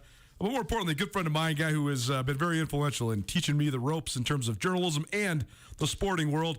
But it's funny how this always goes, Jim. You and I talk quite a bit, and whenever we start to get into these text conversations where the texts start getting longer and longer, I always say, hey, let's just do it on the radio. Let's just have the talk on the radio. But a lot of stuff going on. But first of all, thanks for being here, man. How you doing? Always fun to get back and see what all you got going in here, because I know a lot of people like to listen and get caught up a little bit on what's going on across the state of Montana. So Colter always appreciate it. Well, I got to tell you this. First and foremost, one of the main Montana's always all about connections. And that's what we love about Montana, right? It is just one kind of big neighborhood in this giant but non-populous state. But you helped connect me with Marty Morningweg, and that's been so fun, man. He's been coming in here every Monday and just ripping it up, talking the NFL. But, I mean, what a thrill for me, because Marty's a great guy, and we become good friends. But to have a guy on Missoula Talk Radio, Montana statewide talk radio, that tells authentic stories about Brett Favre and Jerry Rice and Steve Young, sometimes I'm just like, this is crazy, man. This is like as good of an NFL insider as you could get. So thanks for that. Marty's just so awesome, man. You know, he's on my list, though. When I talked to him the other day, he guaranteed me that the Packers would beat the 49ers. Oh. And I said, I think it's going to be tough. He says, don't worry about it. Well, Marty, I'll see you Thursday. Yeah, that's right. I know he was a little bit torn over that one, too, because two of the great stops in his illustrious career was in San Fran and Green Bay. So it was fun talking to him about all the great action on the NFL over the weekend. Before we get into some of these broad conversations about college athletics in general, specifically here in the state of Montana and the Big Sky Conference, I just said the news brief, and it is sort of crazy to watch the way that things evolve and the way that history sort of unveils itself as it continues to march on. There's a moment in time where it was an afterthought that Montana would beat Montana State in women's basketball because Robin Selvig was just so unbelievably good. I mean, I believe that he won 77 of his first 90 games against the Bobcats. And so now Tricia Bitford, she sort of has taken over that Selvig-like role. She's in year 17 at Montana State. She's really been doing a great job there. I mean, they're gunning for their 4th title in 6 years, and they beat the Lady Grizz 7 times in a row. It's just crazy the way that the tables sometimes turn, especially if you're around this stuff for a long time. Well, Trish, you know, she's a very good coach. Great Number coach. one, she was also a very good player at Boise State. I remember watching her play and you know, her intensity and the way that she handles everything. She's done a great job over there. A wonderful person, you know, I know she does very well with her kids. They played very well last night. I mean, they were hot as could be. Hot as can be. The way you're hitting the threes, the way they were. But, you know, Montana will be fine. You know, Brian is, I think, going to be a fantastic coach here. I think we're very fortunate to get somebody like him to be able to run the Lady Grizz program. But, you know, Robin was unique. Unique in so many ways. I mean, as an administrator, they didn't get any better. Right. Robin was somebody who, if you needed something done, he would do it. He'd go wherever. The best team player for everybody in athletics. And, you know, when you'd see some of the coaches from the men's teams and the women's teams always in Robin's office trying to get some ideas on different things, you don't always see that. And they all have such great respect for Robin. We've done a variety of podcast series. Jim's been involved in a couple of them. But the one podcast series that has just resonated with me so much was the first season of our Grizz Greats, the coaching tree, where we chronicled Judd Heathcote's epic coaching tree that stems all the way through all of the great men's basketball coaches at Montana. But I thought that the most intriguing and interesting episode was actually with Coach Selvig, because he was at Montana for 38 years and basically had the office across the hall from whomever that guy was, the head coach for Montana. And he got to be great friends with guys like Stu Morrill and Blaine Taylor and Mike Montgomery. And but just his perspective was so great. So, you know, sometimes I wonder, because we analyze the Lady Grizz under such a bright spotlight, because it is one of the prominent programs, not only in the state, but for women's basketball in the country, for sure. And I always wonder, though, I mean, it's almost impossible to replace somebody like Robin Selvig. So I often wonder if we scrutinize Lady Grizz too hard under the shadow that he sort of casts, because I don't really know. That's sort of a moment in time. I don't know if the success is replicable. I do think Brian Holsinger is a good coach. I think he has great vision. I do think the Lady Grizz, last night's result aside, are much improved from what they have been. But sometimes this is the shadow that is cast by the giant that's like the legend of Robin Selvig. Sometimes that overwhelms everything else that has to do with the Lady Grizz. Oh, we saw that in men's basketball with John Wooden. Totally. You know, I mean, I don't think, no matter how successful UCLA has been, everybody is still compared to John Wooden. And John Wooden hasn't been the coach there since 1975. Right. So, yeah, that... I mean, Jim Herrick won a national championship there, and he was still almost always scrutinized. Yep. It's unbelievable. And when you think of UCLA, you still think of John Wooden. That's right. You know, it's pretty amazing, and Robin was that way too. He was just, you know, one of the funniest people you'll ever meet. Oh, hilarious! I mean, you may not see that, but unless you watched him on the court, I'll never forget some of the things. And he'd grab his glasses and he'd throw them off, and he'd start yelling at kids, and they all knew he didn't know what he was, who he was yelling at, what he did. They didn't. He would yell at somebody out on the field or out on the court. And that person actually was sitting right beside him, but he thought she was out on the court. So they would just kind of laugh a little bit, and his driving skills are something else too. Well, he does drive to and from Outlook frequently, and that's no short drive. One as a guy from Cutbank, as Jim O'Day is, understands. It's sometimes you need that wide open sky though to clear your mind. Nuanez now ESPN Radio as well as SWX Montana Television. Hope you're having a great day. Jim O'Day, longtime administrator and athletic director of the University of Montana, joining us in studio. Let's dive into it. Some football talk. All football all the time, presented by Sportsbet Montana. No matter where you're at in Montana, there's a Sportsbet kiosk near you. They have a whole archive of all the places they have. I was in White Sulphur Springs over the weekend. I was even able to place a bet there. That's only like a 900-person town. So I promise you can find one of those kiosks. Help keep you involved in the games. Very fun way to go about watching and consuming sports. Jim, I was down in Frisco, Texas, for the FCS National Championship game. And aside from the lopsided result and very unthrilling nature of the actual contest between North Dakota State and Montana State, I came back with a variety of complaints. Most of those stem, though, from NCAA procedures that are specific to the pandemic. So we don't need to go back and rehash all those. I was sort of frustrated with the way they split up the press box, and the bottom press box was in a bar. It was very loud. There was nowhere to use the bathroom, all these things. That's here nor there. The thing I want to talk about with you, though, is you were a part of the University of Montana when the championship game was first in Huntington, West Virginia, and then in Chattanooga, Tennessee. You were still involved in college athletics when they moved the game to Frisco. And I think there's a lot of logistics that go into that. It's been pretty seamless in Frisco for the 10 years it's been there. Part of that's, though, because North Dakota State has been in the championship game every year, so they sell the place out basically for themselves. Mm-hmm. Some of those logistics were sort of challenged with thousands of Montana people going down there to watch the Bobcats, but that had never been a scenario before where there was a whole other fan base besides NDSU people there. But there's been all sorts of complaints and speculation and all this about Frisco. It's run its course. It's stale. They need to move the game. Soccer stadium, natural grass, it's not applicable to college football, plus just the rinse and repeat of North Dakota State. I mean, I think they bought like 14,000 tickets the day they went on sale, which was months before they even qualified. But that said, there's so much that goes into this. When it comes to bidding for these sorts of things, I mean, how does that process work? How does the process work in terms of the FCS championship and where they host the game? Interesting. I was on the selection committee for the NCAA when we went down there. In fact, myself, Charlie Cobb, who was at Appalachian State at the time, sure. Jeff Bourne, who is currently still at James Madison. Yep. The three of us went down there. We did the site visit for the NCAA. We were there for a couple of days. They showed us everything. Personally, as somebody who had been in Huntington and in Chattanooga, and I thought that they did a great job in both of those two places. But the selection committee that they had, the committee they had put together for Frisco, just blew us away. Now, a lot of people think that championship can go anywhere, Orlando, Vegas. You got to realize those places aren't interested in a 15 to 20,000 seat championship. Well, and that's exactly right. It's worth remembering that North Dakota State has one of the best fan bases in the FCS. Mm-hmm. Yet the Fargo Dome, it's a great venue, but it still only holds about 18,500 people. Correct. Montana State, one of the most popular teams in the FCS.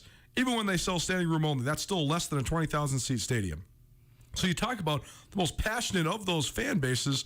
I mean, I was blown away with how many Montana State people went down there, and it's still, the Alumni Association estimated about 5,500 people at their tailgate. That's a huge amount, but still, like you're saying, you really only have maybe 15, 20,000 people total going down there, and so it's not as if it's this crazy draw where maybe Wisconsin qualifies for the Frisco Bowl and you're going to have tens of thousands of people. It's just not as big of a draw as maybe people want to believe it might be. Well, and even when you look at the FBS and you look at the bowls and people say, well, there's nobody there. That is not where they're drawing their money. They're bringing their money in from television. All the corporate pieces are there. So the number of people that go to a bowl game, I mean, Frisco hosts 2 bowl games right now. Right. My concern today would be, is Frisco going to continue once this contract is done? I think it's got maybe 2 or 3 more years. once they're done, are they going to say enough is enough? You got to remember now that Stephen F. Austin and Sam Houston and Texas Abilene Christian and those guys have all moved on to the WAC. They're no longer in the Southland Conference. And so the Southland Conference has its conference headquarters in the Frisco area. And their commissioner just retired. He worked endlessly to get that game there. And I would wonder if that's going to happen. And, realistically, when people say Vegas is not going to put on that kind of effort. They're not going to work that hard to get that championship, even though it'd be convenient to us. You've got about 75% of the teams in FCS on the east side of the country, and they're going to look out for the east side of the country. You might be able to get into Chattanooga again. You might be able to get into some of those little places, but when we moved the championship to Chattanooga, 3 people bid on it. Right. I mean, to Frisco. It was Chattanooga, it was Frisco, and it was the University of Montana. And right away, they told us, and we put a great bid together at the University of Montana, and they just said, it's too cold. Montana's too cold. But it was interesting because when we did the site visit in Frisco in January, I believe it was 2010, the temperature was about 15 above, and the chill factor was about 0. Right. And it was cold, and it was a lot warmer in Missoula, Montana. But still, the people are thinking Montana, and they're thinking it's going to be way too cold. Don't know if they have the amenities. Can they get the flights in here? Is it going to be trouble getting teams in here? Whereas in Frisco, you had Dallas-Fort Worth Airport right there. People could get in. People in the North Dakota, you know why they're at. I mean, they can drive. A lot of them do drive. And so it's been a very favorable location for a lot of those teams. It is easy to forget, too, that you can bid on it if you are an FCS school, right? I mean, when Montana won the 1995 national championship over Marshall, that was at Marshall's home field. That's one of the biggest feathers in the cap to that team. They were playing in a 30,000-seat venue where, I don't know, well, you were there, a couple thousand Grizz fans, and everybody else is rooting for Marshall, so it can be at a home field. Well, and you kind of look at it, and I know, again, on the committee, and I remember at times thinking, just like everybody else, that we had 10,000 people at Marshall, and we had 10,000 people in Chattanooga every year. If you look at the tickets, Montana probably never sold over 3,000 tickets. Right. And maybe another 1,000 that got picked up somewhere. So we probably never had more than 4,000 fans, but you got to remember the difference between now and then. We played the next week, and trying to get to Chattanooga or Huntington was not very easy with 1 week notice. Now you have 3 weeks. You got 3 weeks to plan. You got 3 weeks to find tickets, lodging, things like that. So for Montana State to get 5,500 fans is pretty amazing. It is. But we're probably not going to bring 14,000 fans in like North Dakota. I mean, it's just a different situation. Well, that's exactly right. Jim O'Day here in studio, Nuanez now, ESPN Radio, as well as SWX Montana Television. And quite honestly, the bid in Frisco and the success of the FCS championship game in Frisco is almost completely tied to North Dakota State's dominance. If I can't really imagine what it would be like. I've been to 3 of these now, one involving a Montana school, other ones involving non-Montana schools. Like when Eastern was there a couple years ago, I mean, there's a couple Eastern people there, but not really. I mean, it was an NDSU home game just in Frisco. That's it. NDSU tailgates, all that stuff. So the FCS is sort of, lucky's the wrong word, but fortunate that NDSU sort of carried the flag because there is no doubt that they want somebody. I mean, the first year we had it was Eastern Washington against Delaware. Right. And there were probably, they said 11,000 between Eastern Washington and Delaware. Between the two of them, they didn't sell 5,000 total tickets. Wow. So people in the Frisco area had to buy them up. That's how they did it. Right. Even the year, the next year when North Dakota State went to start and they beat Sam Houston didn't sell but 1,300 tickets. Right. So somebody that's that close, it just doesn't mean enough to them. So if you don't have the Dakotas or the Montanas, James Madison, the year that they went, they probably had 2,500 tickets sold.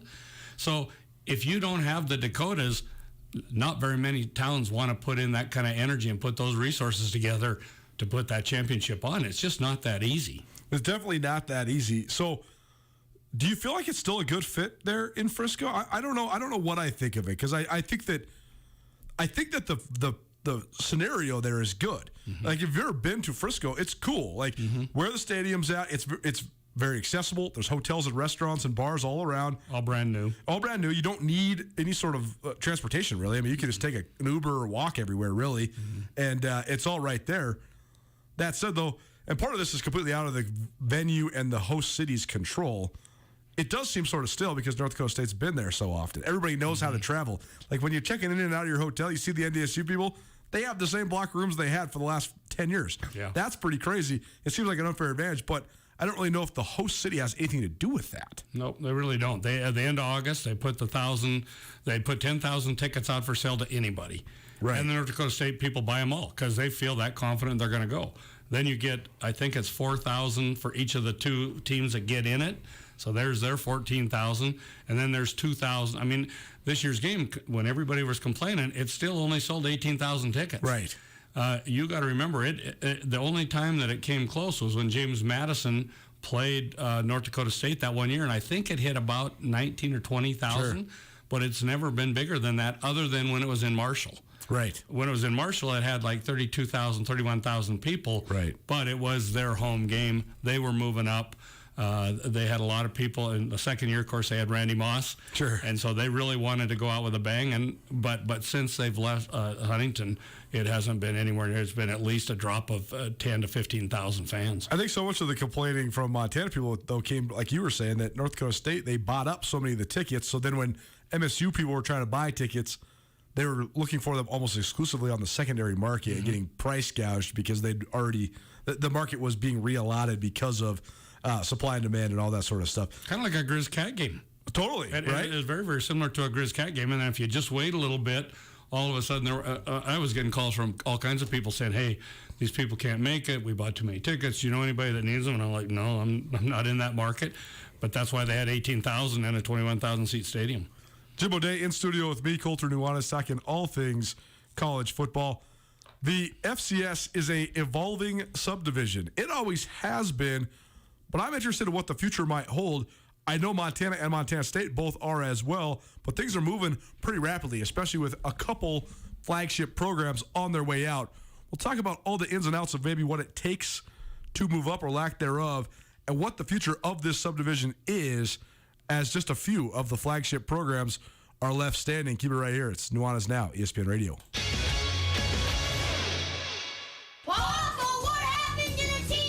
Cable prices went through the roof. I had to dump the cable. All you had to do was call Eagle Satellite at 406-728-9999 and get Dish TV for $57.99 and internet for $50. Okay, I will. 406-728-9999. Can I get Dish TV for $57.99 and internet for $50? And it's installed free? Fantastic. Call Eagle Satellite, 728-9999. Offer expires 4/13/22. Internet not a Dish product. Price does not include locals. Antenna optional. Snow on the roads, cold temperatures, and distracted driving, it's all a recipe for disaster. If you've been injured in a car accident and it wasn't your fault, you're not alone. The Advocates are on your side. The Advocates will handle the details of your case, so all you need to do is relax and get better. No need to stress. Calling the Advocates doesn't cost you a dime, so you have nothing to lose. Call today, 406-640-4444, or online at montanaadvocates.com. You deserve an advocate. This is Mike Nugent with Berkshire Hathaway Home Services. Berkshire Hathaway provides Western Montana with full-time real estate professionals for you whenever you need us. Our reputation as the state's most knowledgeable and available real estate group has helped build unmatched trust in the Garden City and statewide. If you have been thinking of making a real estate move in the short or long term, give me a call. No pressure, no expectations. Just professional opinions and service at whatever pace you are comfortable with. Give me, Mike Nugent, a call today, 531-1802. And remember, every question is good to ask. Like most Montanans, we love a good steak. And because we're the Montana Club, we take the steaks we serve very seriously. We're confident to say that our custom-grilled steaks are as good a steak as you're going to get. Now we're proud to add regularly sourced, naturally raised Castle Rock bison ribeye to our selection. And remember, the Montana Club steak entrees include the sides. Come into the Montana Club today for an unrivaled steak experience. The Montana Club on Brooks and North Reserve, Missoula. Montana brings a variety of reasons to get outdoors. Gear up at Bob Ward's Ward's Sports and Outdoors, Montana's largest sporting goods retailer. For over 105 years, Bob Ward's has been committed to providing outstanding customer service, merchandise selection, and value. Bob Ward's has every brand and everything you need to run, climb, hunt, hike, camp, fish, ski, paddle, everything you do outdoors. Open 7 days a week in Missoula, Bozeman, Butte, Helena, and Hamilton. Or online 24/7 at bobwards.com. Gear up at Bob Ward's, a Montana tradition of adventure since 1917.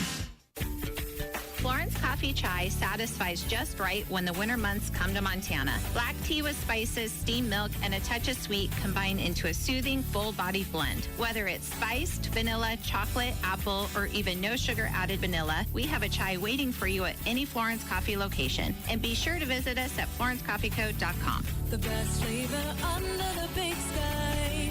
Florence Coffee Company. ESPN Missoula Sports Center.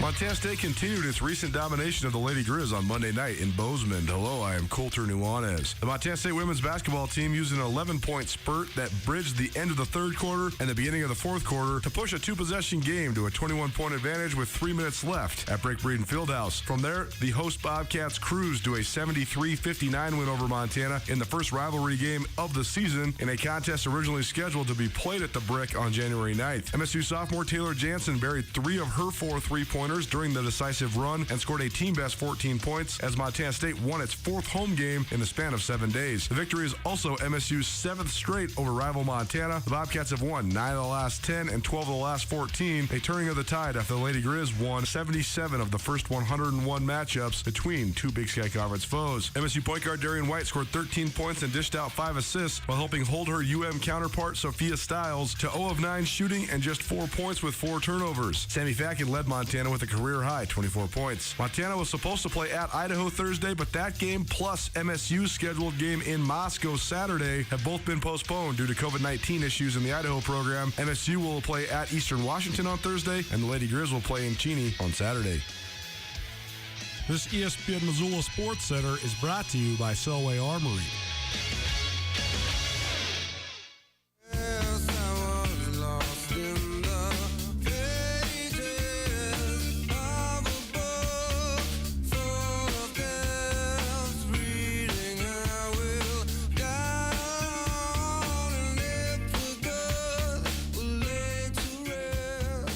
Hey, Montana, what's going on?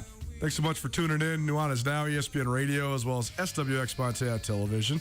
I'm Coulter Nuanez. We're coming to you from the Northwest Motorsport Studio. Northwest Motorsport, new to Missoula and new to Montana. You can find them here in the Garden City, the corner of Stevens and Mount. They also boast the largest inventory of trucks anywhere in the Pacific Northwest. You can check that out online at nwmsrocks.com. Check out their huge inventory and huge discounts now as Northwest Motorsport is celebrating their anniversary. Jim O'Day, longtime college athletics administrator, in studio with me, talking all the way around the wide world of college sports, specifically college football. And Jim, let's talk a little bit about the subdivision as it is right now. The FCS, to me, I mean, it's not even to me. This isn't an opinion. This is an objective fact. It's becoming dissipated because of teams leaving. And we've seen a lot of movement. It's nothing new. It's not a new phenomenon. This has been going on since the early 90s when the Big Sky Conference and some of its charter members like Nevada, Idaho, Boise State all moved up. But it seems to kind of go in waves. And I know you were the athletic director at Montana when one of the waves was sort of brewing and the WAC still had football. The Mountain West wasn't nearly the powerhouse it has become, at least regionally. And I know that there's a lot of scuttle and decisions and opportunities maybe for Montana to at least analyze moving up Montana and Montana State. It didn't happen. I think at that time that's probably a good thing. But now here we are in the subdivision, and you look around, and Youngstown State's nowhere near what it once was. Appalachian State playing the FBS. Georgia Southern playing the FBS. Coastal Carolina playing the FBS. Old Dominion playing the FBS. Now, the latest two of the other Blue Bloods moving up, James Madison and Sam Houston State. So before we get into sort of the future of all this, I've always tried to re-emphasize, but I think you could probably explain this even a little better than I could, that like I heard after the Bobcats went down to Sam Houston and cleaned the clock of the number one team in the country, I was down there. There was 7,000 people at the stadium. The Montana State faithful started a Go Cats, Go chant. Sam Houston State's the Bearcats. Their fans were so disconnected that they thought it was their fan base cheering, so they're doing the Go Cats, Go thing too. So that's here nor there, though. I heard from so many people, though. Sam Houston's moving up? Well, they just got whipped on in the playoffs, and they don't have any fans, but that's not what it is about anymore, and that's the thing I think eludes people. Making your primary source of revenue by selling out your huge stadium like Montana and Montana State, that's actually atypical for the FCS, right? And so Sam Houston, they're moving up because getting whipped on national TV is actually worth way more money than it is to dominate and win a national championship at the FCS level, right? Absolutely. And I think you hit it right on the nail on the head. It's all about money. Whether we want to believe it or not, or want to say that that's the case, it certainly is. When you look at, for example, Montana probably brings in a little over $5 million in ticket sales. That's a lot of money. Right. Montana State is probably next best in the FCS, and they're probably bringing in not even maybe three. So it's not quite, it's a little over, maybe 60%, which is amazing. But you can go to a place like Weber State, and they might bring in $800,000 total in a year. So they're not relying so much. Sam Houston, they're not setting their budgets based on that. Institutions are having to put in more money. They're having to find other ways to get more money or cut expenses. Flying into Montana is not cheap. So when you do recruiting, it's more expensive in Montana than it is if you're at UC Davis. Totally. They can find people by driving around the state of California. We see this in basketball right now, too, because with all these COVID protocols and the postponements and then potential cancellations, from a financial perspective, from a pure athletic department standpoint, I read a study the other day. Most of the Big Sky basketball programs in the league, men's and women's, make $90,000 or less in ticket revenue per year. Montana State is making 10 times that much. Yeah. So it's way less detrimental for a game at Northern Arizona or Portland State or Southern Utah to get called off or rescheduled than it is in Montana. I mean, that's sort of the thing. That's what Justin Angle and I were talking about on the business angle.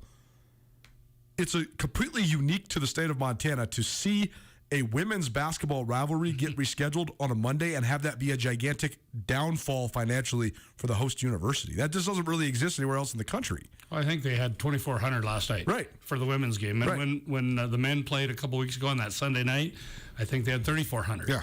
And that's half what you would expect, right? You usually would get 7,500 into either spot. It's this weird irony I think people have a hard time understanding. It's unique. It's better to not rely on fans to pay your bills. That sounds silly to people that are fierce fans, and that the Grizz and Bobcat Faithful are so great. They are so much more substantial than other fan bases in the league. But from a pure business perspective, it is actually better financially to be Northern Arizona and average 250 fans per basketball game, because you have 30,000 students that are paying your bills for you without ever attending a game. It's this weird irony. I think a lot of people have a hard time grasping it. Well, people say like James Madison. Right. James Madison has a student body of about 23,000. Yes.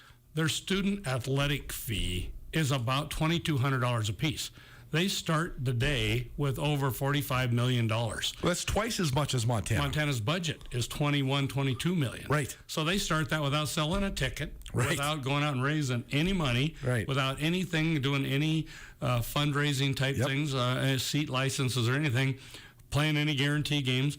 They're in such amazing shape. But you also have to look at NAU finally has a student athletic fee. In the past, they have gotten the same appropriation for athletics as Arizona and Arizona State. Right. So if they had that chunk of money, which they still do, now they have a student athletic fee, which is why they're able to build, I think they have, $25 million in improvements. That's right. That they're working on at Northern Arizona right now. Weber State, what do they have, 27,000 students? Sac State, if you have a student athletic fee and you can do that, everybody has a different way, but the budgets are pretty similar to what they are. So you've got to find new ways to create money. And, that's the problem I see in FCS if you want to have a big-time Division I program. And by big time, I mean what we've all been used to. When you look at television, how important is that television piece? Big Sky schools in television for football and basketball are each getting about $100,000 each. Right. Wyoming, for the same product, is getting $4 million. That's right. I mean, Boise's getting $8 million. San Jose State a couple years ago they have turned it around this last couple of years here at San Jose State for football, but they went defeated. They lost to UC Davis. They went defeated. They still made that same. That's the thing is the revenue sharing. You can be Vanderbilt in the SEC or San Jose State in the Mountain West, and the money is guaranteed. Mm-hmm. Whereas in the Big Sky Conference, the revenue sharing is such a lower percentage, and I think it's hard for people to grasp that. It really is, and television is the difference. I mean, there's a reason why Texas and Oklahoma are going to the SEC. They're going to go from media rights where they were getting $60 million to $90 million. $90 million, and we're getting $100,000. Right. And we're in the same. We're Division I. Yep. Those are the kind of things. Guarantee games. You can go play the University of Washington at our level and make $650. We can. Some of those other schools maybe not. But if you're Wyoming and go do that, they'll pay you $1,650,000. Bet when Idaho. So a lot of times these non-conference contracts are signed up to 7 years out sometimes. Idaho's last big FBS game that they had hanging on was at Penn State after they had moved back down to the Big Sky. They got paid $2.1 million for that game. I mean, they lost 80-8. So I don't know if it's worth it. But if you take that $2 million and you sell $2 million worth of tickets, you're almost at the same level Montana is and what they did. Exactly, right. That's what's crazy about the whole thing. It's a lot of challenges ahead. And that's not even throwing in the portal. It's not putting in the NIL. It's not cost of attendance and all of these other things that are new expenses. Jim O'Day joining us here in studio. Nuanez now, ESPN Radio. So one question I've had lingering for a little while is that it is sort of hard to stomach that the most well-supported and most tradition-laden programs actually don't have an advantage over the ones that don't have those things, just in terms of balancing the budget, so to speak, from a pure financial perspective. But what are the biggest hang-ups to maybe adding some of those revenue streams? Because Montana and Montana State have both been doing this the same way for quite some time. Mm-hmm. And the fact they've been successful and have great fans helps a lot. But why doesn't Montana State explore things like student athletic fees or seeking out more statewide money? What are the hurdles that exist in maybe funding yourselves from a different way than just your own revenue production? Well, the last time that we really raised student athletic fees was when we were making the study for Title IX to add women's softball. Right. We were able to get it. It was a 2-year process of going to meetings once a month with the student body, trying to explain what we were trying to do. You know, Title IX doesn't mean a lot to everybody. Everyone thinks Title IX is a big athletic deal. It's more about your school. Sure. I mean, if you get knocked down on Title IX, their athletic department's not taking a hit. Your school is losing potential revenue for grants and research and all these different things. It's not the athletic department. So they don't really understand it. So but you still have to be in compliance in athletics because it's a very visible way that Title IX can be abused. So we went there in 2010 and 11. We got our student athletic fee doubled. It was basically about $70, and then it went up to $144. They're very, very similar to that right now. Montana State had it for a number of years at that level to keep again. But then it's based on you got to have students, and you've got to have full-time equivalent students. You've got to have a certain number of students who are going to pay that fee. And, you know, that's a tough sell on a lot of college campuses. Probably a tough sell at the University of Montana. Like I said, it took us 2 years when we had 16,000 students and, you know, things were going, we had a pretty good economy here that we were working on, and it was a battle. It was a battle, and it's going to be unless, you know, somebody just says we're going to do it and is willing to take the hit, but that person maybe isn't going to have a job not too far down the road. The most romantic reason to stay at the FCS level, and I like to believe in some of the romanticism of it, because it shouldn't all be about money. There should be about some sort of pride and communal event and winning and all that sort of thing. But the fact of the matter is now, though, we have very few blue bloods left at this level of college football. Montana State, North Dakota State, South Dakota State. Their in-state peers in North Dakota and South Dakota are certainly giving chase, and they're more in the conversation than they have been in the past. Northern Iowa's probably somewhere in there a little bit, but the field has dissipated. So I'm just so interested to see the way that this affects branding, but also expectation as well. I mean, North Dakota State seems like the gap is so big. Yet, though, if there's not all these other teams like James Madison and Sam Houston and et al. To sort of overcome, then does that change the expectation of Montana? Because it's already been Montana State. It's national championship or bust, particularly for the Grizz. And the less foes that you have, I think that the more accentuated those expectations need to be. You know, it's a dynamic, and you can talk to the people over in North Dakota State, and they'll tell you people are getting bored by the teams they're playing. Right. Their numbers are going down. Yeah. I mean, they didn't sell out a playoff game until the semifinals. Yeah. Not even close. I mean, they were half full stadium in the quarters and second round. They're bored, and I can understand that. I mean, they're playing a lot of the same teams all the time, and they're playing 3 home playoff games every year for 10 years or whatever. It costs money. It costs money, and then people start to find other things that they can do. And you know, if Montana's going in, I'll guarantee it's going to be full. Right. But if you bring in Elon, that nobody knows anything about, you're not going to have a full stadium. And you know, the NCAA needs some of those too, because everyone says the NCAA has all this money, but you got to remember, of the 88 or 89 championships, the men's basketball tournament pays for 88 of them, and football is really a different cat, because the football championship is our level, FCS. Because once you get to the others, the FBS level, they're controlled by the corporate bowls. Right. The college football playoff is totally away from the NCAA. Yep. Although the NCAA kind of gives you a blessing. I remember sitting in on NCAA meetings on the football issues committee, and we're talking about bowls, and what are you going to tell them? No, they can't have a bowl. It was kind of interesting, but you're seeing that might break away here soon anyway. Yeah. In total, FBS football moved totally away from the NCAA. Who's to say what's going to happen soon? Well, I do think that if the subdivision continues to get diluted, then that means that Montana State better have exceptionally high expectations. But there are some weird scenarios that exist out there. But more than anything, I just think we need somebody else to sort of rise up. And who could it be? I don't know. Maybe Idaho figures out a way to get back in the mix, be back amongst the best teams at this subdivision. I don't know. We'll see. We'll see how it all plays out. But what is one of the biggest gaps between the Montana schools and the Dakota schools? It all has to do with facilities. Montana State are working on it, but there's more challenges than you might think. Jim O'Day here in studio will talk about what it might take to add indoor practice facilities. It's not as easy as you might think. Keep it right here. Nuanez Now, ESPN Radio. Paul Ryan is a name that's been synonymous with law around the Garden City for decades. And Paul is excited to announce the expansion of his firm to Ryan, Holloway, and Miller. Paul Ryan, Nate Holloway, and Angie Miller have a fierce love for their community, and they want to help you with any of your legal needs. From auto accidents to medical malpractice to wrongful death or any criminal defense, Ryan, Holloway, and Miller should be your first call. When it comes to personal injury or criminal defense, call Ryan, Holloway, and Miller today. Ryan, Holloway, and Miller, your Montana attorneys. Now, the Montana Club's happy hour features BOGO beverages. Our expertly mixed cocktails, microbrews, domestics, and wine are buy one, get one free 7 days a week from 3 to 5:30. Stop in on Friday for Montini night. Sip on a top shelf martini for only $6, 5:30 to close. When you've worked hard all day and are ready to relax, the Montana Club has got you covered with BOGO happy hour 7 days a week, 3 to 5:30 on Brooks and North Reserve, Missoula.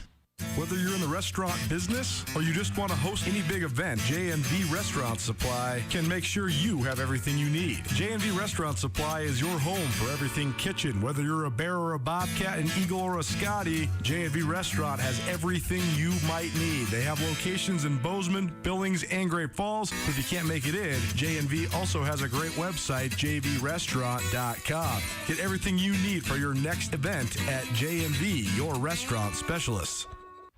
Grizz hockey is back this Friday against University of Providence. This will be the final home game of the year, and the team will need your support as they make their final push for playoffs. Help send off the Grizz with one final party at the Glacier Ice Rink and let the visiting team know that Montana has the best fans in college hockey. Tickets on sale now at Hockey Wolf on Brook Street, or you can get them at the gate day of game. Free shuttle for students picking up at Miller Hall. Beer and seltzer sold at the game. The last Grizz hockey game of the season this Friday at 7:30 p.m. Jake Dubeck knows people, and because of his gift of getting to know anyone he crosses paths with, Jake Dubeck understands what makes Montana so great. The Montanans. Whether you're looking to buy or sell real estate in the Helena area, Jake Dubeck should be your first call. Any questions you might have, from the accelerating Montana real estate market to knowledge of the neighborhoods in and around the capital city, if you're in the Helena area, call Jake Dubeck at 406-465-5506. Jake, proud supporter of the Montana State Minute with Danny Sprinkle. Choosing where to bank is a no-brainer. Choose the bank that's been helping Western Montana grow since 1907. Choose Farmer State Bank. We have a lot more to offer than just history. Count on Farmer State Bank for innovative traditional, mobile, and online products designed to meet your needs. For personal banking options or business solutions, choose Farmer State Bank. 9 brick-and-mortar locations and online at farmersebank.com. An equal housing lender and member FDIC. It's Nuanez now on 102.9 ESPN Missoula. Watch the show statewide on SWX Montana Television. Up ahead in the distance, I saw a shimmering light. My head grew heavy and my sight grew dim. I had to stop for the night. There she stood in the doorway. I heard the mission bell.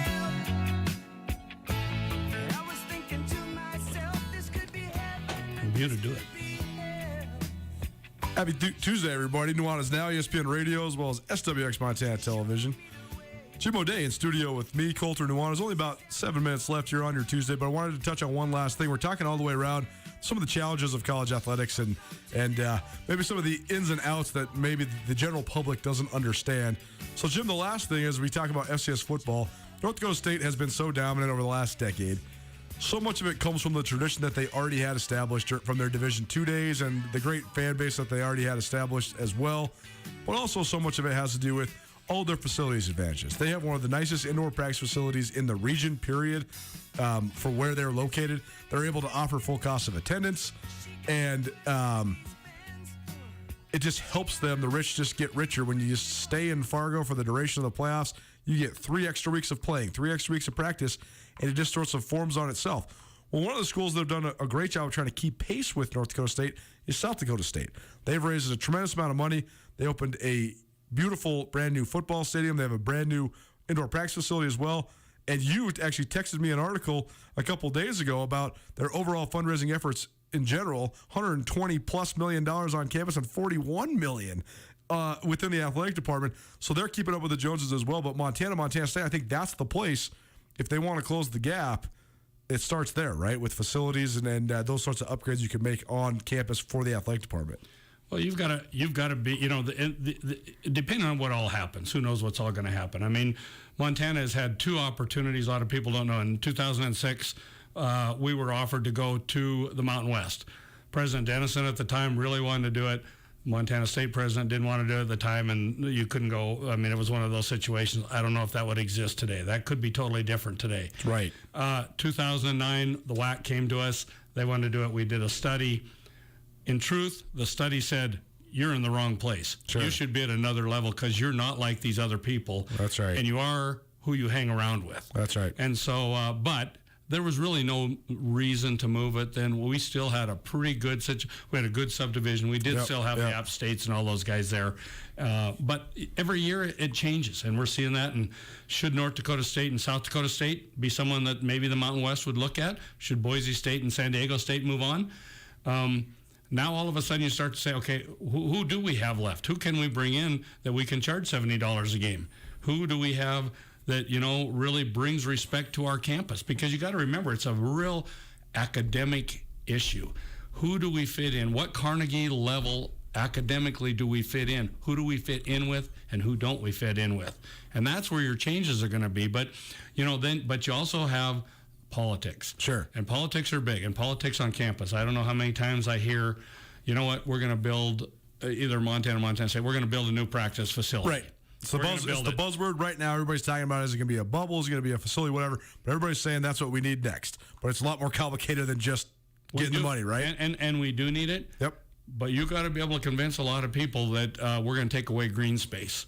And For green sure. space and a lot of college campuses is a lot. I remember we went down to Stanford when Mike Montgomery was down there in development. He was their development person. Sure. And he was showing us how they worked around green space by leaving basically areas open within the concourse around where people were going to get into the stadium, and they would call it open air space. All campuses are different. Montana State, they're a little different. They have a lot of green space. They have a lot of space. Montana's pretty confined. You're probably going to have to look at something on an indoor facility. I know they're talking about a bubble. Sure. They need something. There's no doubt in my mind that they need to come up with something, and a bubble could be it. But to build a facility, where's it going to go? That's right. It's easy to say we're going to put it over there, but what does that mean? Probably your best opportunity to put an indoor practice facility at the University of Montana to make sense would be where the facility services is and the law enforcement. Yep. But you got to remember, somebody has got to pay for them to move, and they could move across the river, but who's going to pay for all of their new buildings? Who's going to pay for the bridge to come across? And then you have to build your own facility. You're probably talking $100 to $150 million. I mean, when you talk about the University of Montana campus, one of the allures and one of the great parts about it is the fact that it is sort of a non-drivable, self-contained campus. That's what makes it so beautiful and so awesome, but it also makes for a lot of limited open space. So it basically comes down to raising the money for these things is only the first challenge, right? I mean, there's so much that goes into it after that because so many different people have to be involved. Well, you look at when we did the East Side expansion. Yep. To me, that should be a no-brainer. Right. We needed more. At Washington Grizzly Stadium. We were going straight up. We had an 18-person committee, and they all got their 2 bits in. And we had people that were complaining about the lack of shade that trees were going to get on the backside, and how is grass going to grow around. I had Bill Boucher as the university. I mean the town crier basically to kind of. Yep. And I thought poor Bill was going to walk off. I mean we sat there for months. I mean I'm not talking days and weeks. We sat there for months in meetings about how we were going to do this and how we were going to end up cutting off pieces of campus and closing it for a while and how were people going to get around and where were they going to park and in our minds, in athletics, we said, oh, this is what we need. Right. 90% of the people on campus didn't care. And that's going to be the challenge. Including the students. That's right. And that's going to be the challenge for a long time. Jim O'Day, thanks for being here, man. This was great having you here. Wealth of information. We will have you back soon because there's still more to hash out. This is going to continue to evolve. Thanks to all of you out there for listening to us here on Nuanez Now. Hope you're having a great Tuesday. Back at it tomorrow. Star-studded guest list. Got Danny Sprinkle, Montana State men's basketball coach, Riley Corcoran, the voice of the Grizz. We're also efforting Quinn Wolferman, recent gold medal winner from the X Games from right here in Missoula, and a whole bunch more. We'll see you tomorrow at 4 p.m. If you missed anything in today's show, you can always find it. Nuanez Now podcast, proudly presented by the Advocates as well as Sportsbet Montana. Have yourself a great evening. We'll see you back here at 4 p.m. This has been Nuanez Now, ESPN Radio.